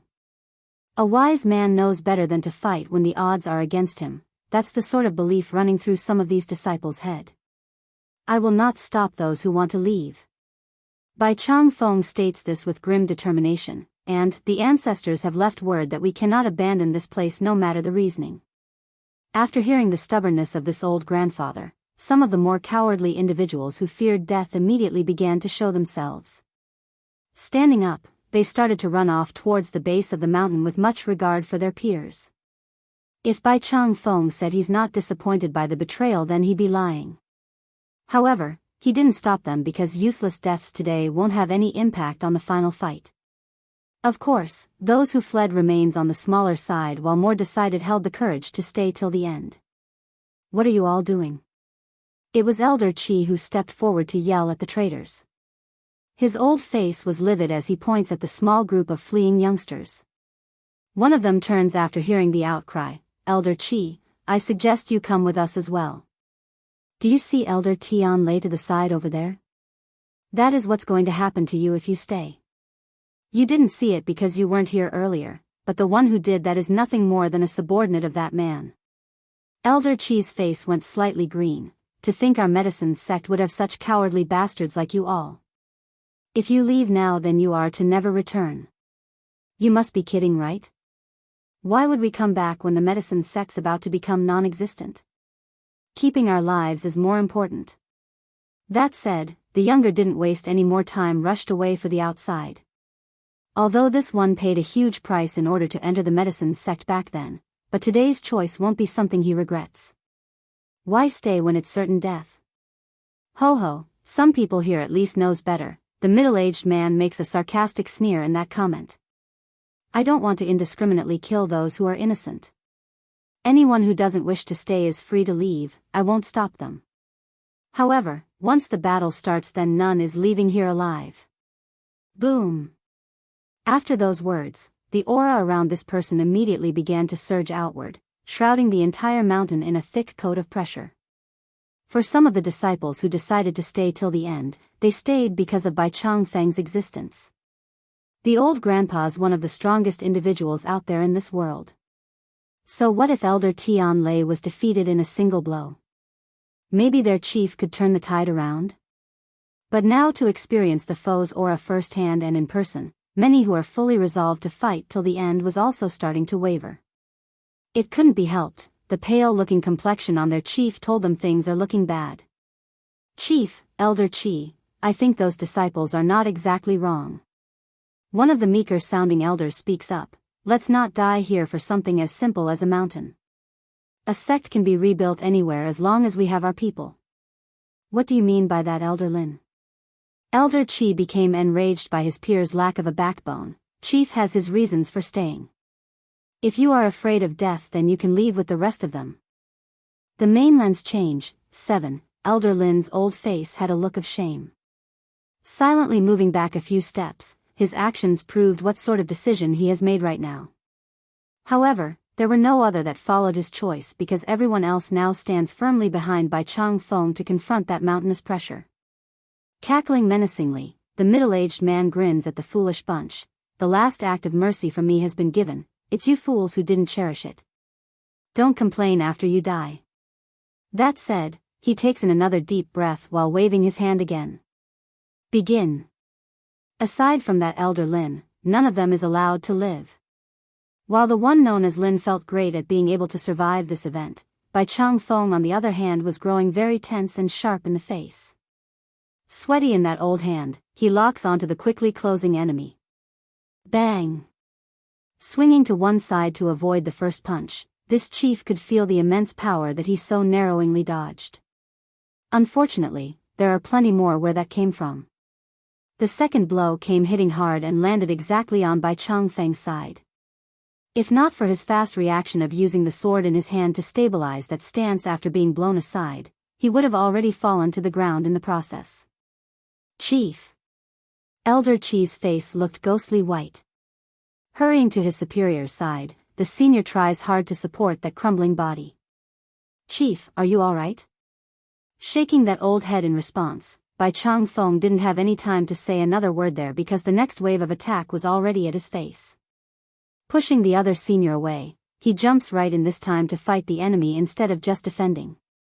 If it was only one or two foes, then this lord and master of the medicine sect would have no problem resisting their blows. However, there are simply too many. 2 fists cannot counter a dozen hands, so naturally he would be on the losing end. As for the others remaining in the medicine sect, sadly, they're no more than toddlers in the eyes of these invaders. They aren't even worth their interest. PFFFF. After several exchanges, Bai Changfeng's strength had gradually started to lose its momentum. Therefore, he was already at his last stand and had no strength to resist when the sword came thrusting over from the back. In the end, the blade pierced right through his rib and out through that chest. Blurring out in his eyes from this critical injury, sorrow spreads out from the old grandpa's heart at the impending doom. It looks like this time the one to get the last laugh is going to be that old fart from the Misty Fairy House. If I die today, then Yan Yan will only have him as her grandfather and no one else to compete with him. But I still didn't get to see Ninger, daughter, get reunited with Yan Yan yet. Am I really going to pass on like this and join my wife? Oh fine, following my wife to the afterworld wouldn't be so bad. She must be lonely after spending so many years on the other side by herself. Guess it's time I joined her. In the end, the old grandpa burst out into a laughing fit. There are many regrets from dying today, but one thing he doesn't regret though was sending his son Bai Zhamping out of here before this event. Otherwise he might not be able to face his deceased wife. Suddenly, a hazy yet familiar face reflects into Bai Changfeng's eyes while he was having all these negative thoughts. There's sadness and anger, but more were filled with pain in the woman's contour. So before one dies, they will hallucinate like the stories say? How come I'm seeing Yan Yan and her son back here? He mutters this to himself without any forethought. Yan Yan left with her husband to a distant place. There's no way she could be here. Yes, this is all an illusion, the picture before death. But this was no illusion like this old grandpa thought. Right when he's about to collapse and fall into darkness, that female he so dearly wishes to see had reached out to support his failing body. The mainland's change, 8, when Bai Changfeng's consciousness was on the verge of drifting away into the darkness, a fleeting touch of soothing freshness catches him. It's a cold liquid being poured into his already bloodied mouth, and the effects were the quick mending of his wounds. "Grandfather, I'm sorry I'm late." Bai Yan slowly places her patient down on the floor, afraid the slightest bump would harm the old man further. "Who just attacked my grandfather?" Though that voice was light and fluttery like a breeze, it's infused with an enormous form of killing intent where even the bravest man would find hard to not flinch at. That's the sort of face she's using against this group of rabbles who came to make trouble. "It's me," the one responsible answered after a second of startlement. "So what if I..." But before this fool could say any more disgusting words to dirty the air, a flash of blinding light had shot in front of his face. In a time frame so fast that one could barely catch with the naked eye, Bai Yan was able to reach over and directly rip one of the man's arm right off, leaving that open wound gushing with blood without any chance of retaliation. "Ah!" The ear-piercing scream didn't come until quite a while later. At first the individual didn't even realize what had happened to himself, but after turning his head and looking down at the spraying blood coming out of his shoulder, that's when the pain finally registers into the brain. Sometimes the senses aren't able to keep up with reality due to the immense shock the body experiences, and that's exactly what happened here today. Towards this gruesome picture, none dared to make a move. Aside from that one fool screaming cries of pain, everyone else was overwhelmed and fell into a deadly silence. To be clear, it's not just those from the medicine sect who were shocked, those from the spirit realm were as well despite their immense power strength. But then again, how could they not? If this maimed person could defeat one of the elders here in the medicine sect without so much as a sweat, then what does that make this lady who just barged in on the fight? Clearly she's beyond powerful and a major threat to the invaders. Who else injured my grandfather? Bai Yan's sharp threatening gaze scans the area until that pair of eyes eventually locks onto the leader of the bunch. Flickering with a cold light, the middle-aged man roars out in frustration, "Kill everyone here in the medicine sect, do not allow anyone leave here alive." In that instant, those who were dazed out by the sudden intrusion had come back to their senses. Surrounding Bai Yan from all angles, the invaders had no intention of letting her escape. Aumpahump. Bai Changfeng has now gradually regained his clarity after being healed by that medicine he ingested.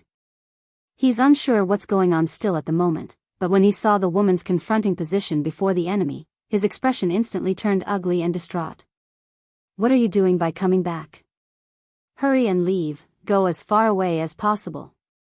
The last words there were yelled out using the last of his strength, thus exhausting the old grandpa's body entirely. "Leave, hurry and leave." Seeing the inaction of his precious granddaughter, Bai Changfeng attempts to yell out his pleaful cry for the second time only to almost lose his old voice. "Grandfather, don't be afraid, mother will be all right." A childish voice came from the side. It's only then that the grandfather finally notices the two little fellas beside himself. It was Bai Xiachen and Dragony that's trying to appease his woes. "Why are you here, Xiachen? How can your mother bring you to such a dangerous place? Quickly leave, you must leave. It doesn't matter where, but you can't stay here." Forcibly pushing himself up, the old grandfather wanted to shoo the two kids away before it's too late. "I believe in mother." The kid swings to one side and narrowingly avoids the hand coming over. "You," that old lip stammers continuously out of helpless frustration. Originally he thought the girl and her son's return was just his own illusion. Clearly it's not, and he's falling into a panic at their insistence to stay. Angry, 1, they have nothing to do with me anymore, nor will they stay here.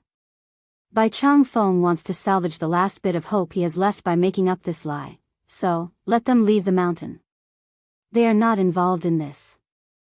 The middle-aged man sneered at the obvious deceit. "If it was before then perhaps, I would have agreed to the request.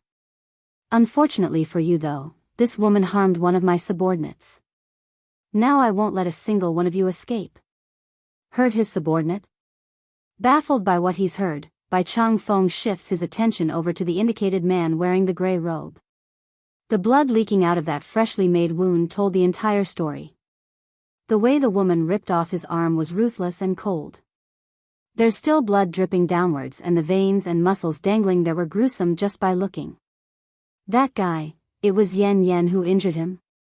Just as the old grandpa remained stuck in his stunned state, those followers of the middle-aged man have begun to move towards the dangers in front of herself. Bai Yen stands firm with her reddish blade in hand. She's not scared at being outnumbered. In fact, those eyes only had a chilling coldness to them. Yenner. Seeing that rosy figure rushing right into danger, this poor grandfather felt immeasurable sadness and distress. He's angry at himself for being so useless and hateful at these enemies for putting the girl in danger.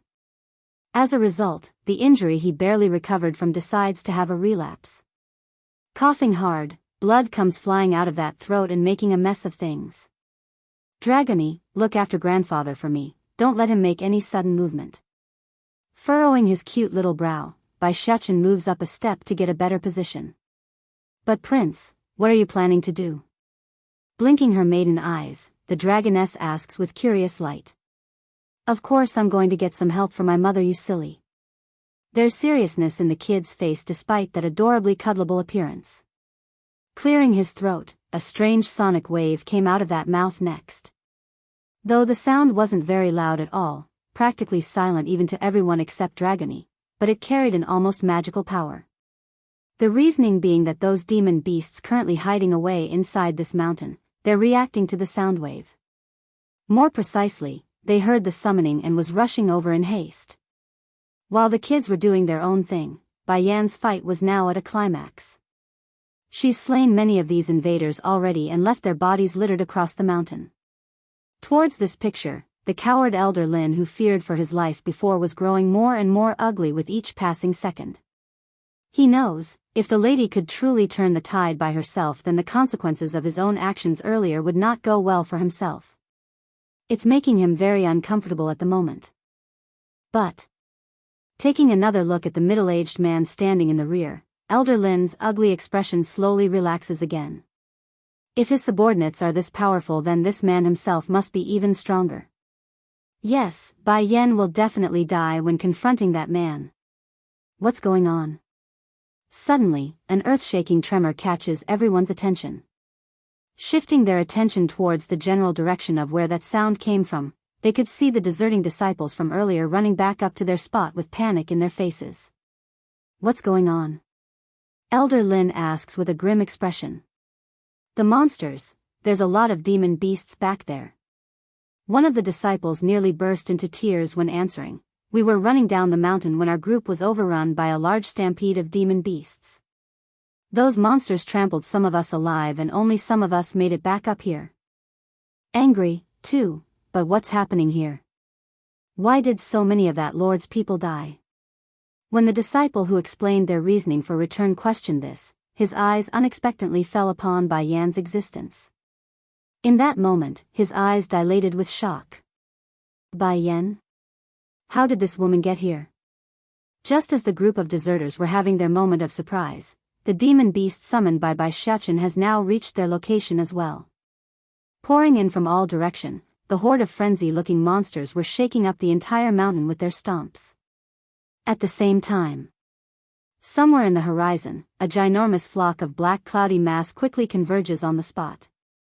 This aerial horde was mainly comprised of demon birds that could take flight, but there's also exceptions like certain ground-based species that had the strength to fly on their own power.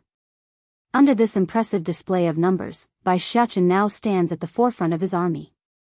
And for some reason, the sky has darkened too, with thundering lightning strikes raining down constantly from above. Despite this dangerous situation, none of those sparks ever landed on the kids' location, only disappearing as soon as they came close. That's the might of a king. Though still a little king, but a king nonetheless. What are you all doing? Hurry and go help my mother. If she so much as lose a single strand of hair, then I will have Batty Father skin you all. Roar. All of the monsters in sight didn't need no further urging. Rushing over at the gray-robed subordinates of that middle-aged man, they made trivial work of the invaders by tearing some of them to pieces. No matter how strong these men are, tens of thousands of claws and fangs are not something to be trifled with, especially when some of them are equally as strong or only slightly inferior. In a blink of an eye, a good number of the invaders had perished from the first charge, leaving only the stronger ones alive and struggling for their lives. The middle-aged man's face became dark at this image. No longer able to keep his cool, he lashes out with extreme rage, "All of you scram." Of course, the demon beasts summoned by the boy paid no heed to the threat and continued their attack. In the end, not even a soul was left. Evil uncle, not long ago people from the spirit realm also went to the demon realm to make a mess of things and even wanted to tame my father. Bai Shechen's face had on a big-ass grin. "I gotta say, compared to those people, your strength is so lacking." Though these invaders are all from the spirit realm, there are divisions separating the weak and the strong. The force that went with the girl to attack the demon realm fell into the latter, while this group here in the medicine sect are considered weak by standard.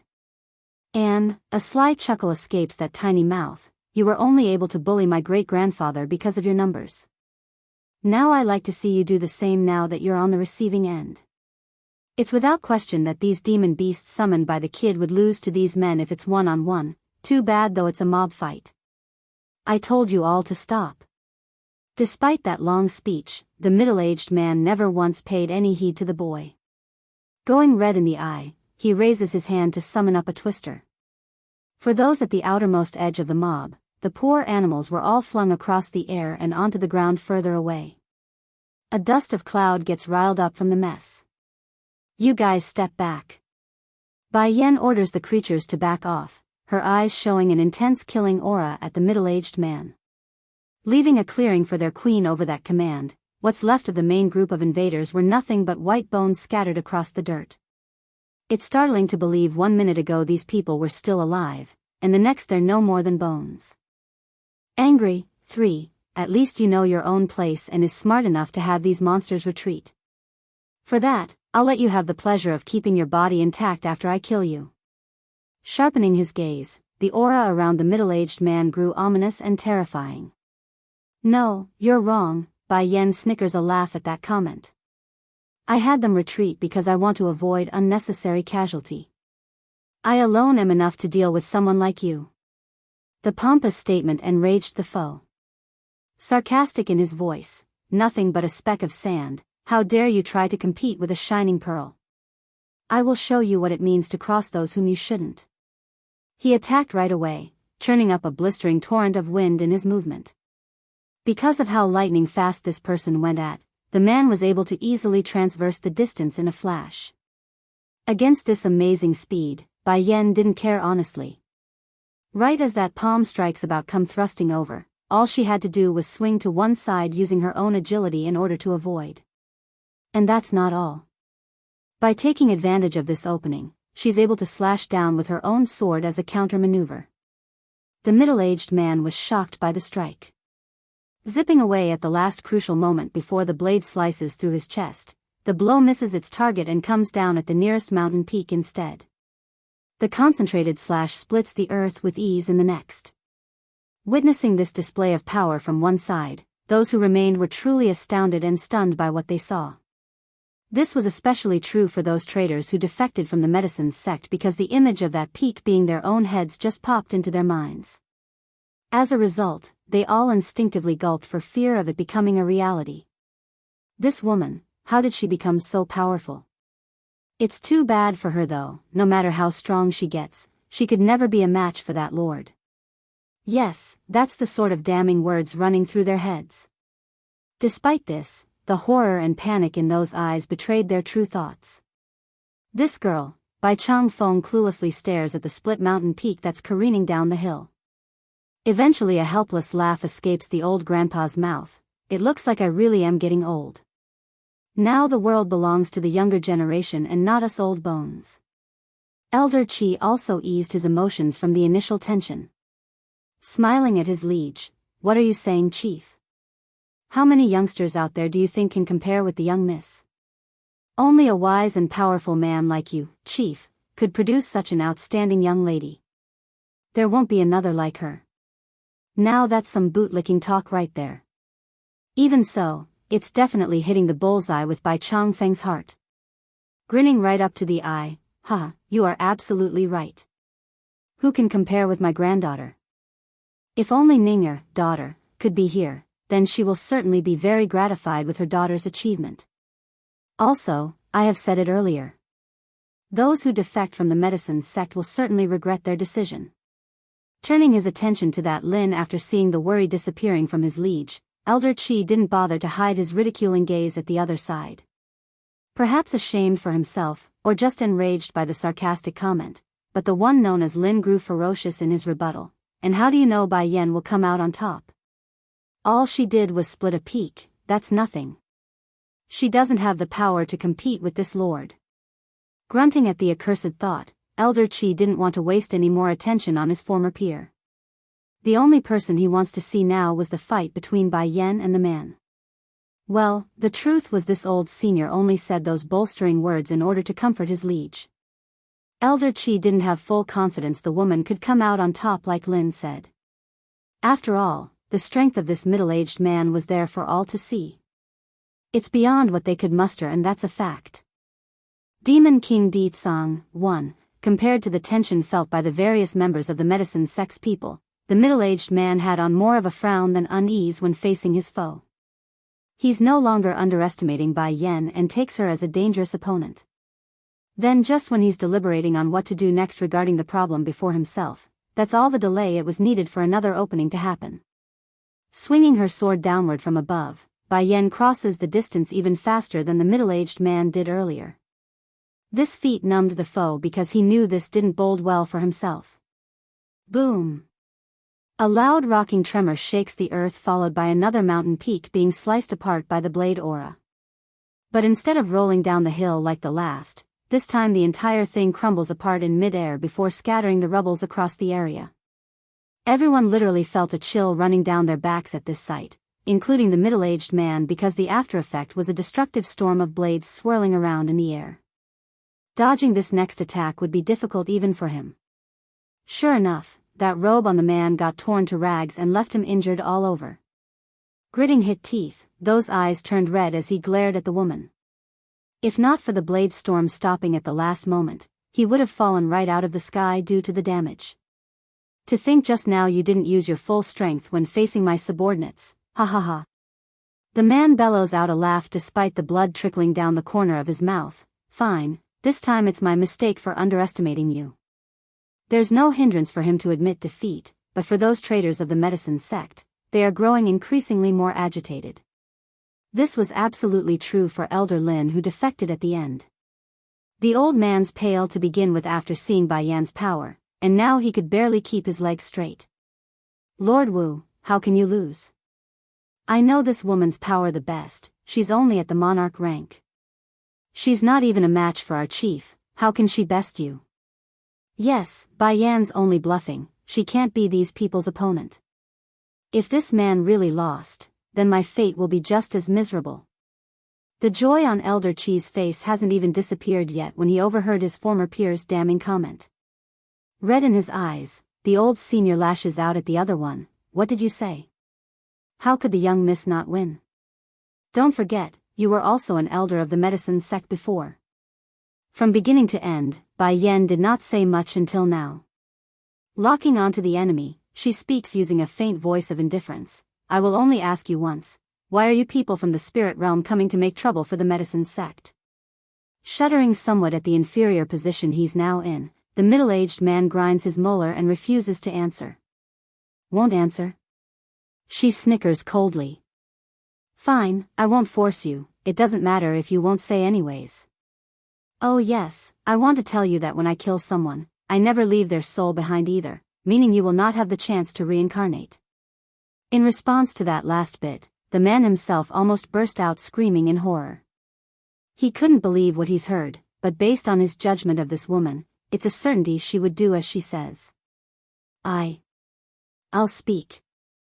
I myself don't know the exact details either. It was my family's chief who sent us to occupy this location, as well as the Holy Land and Misty Fairy House.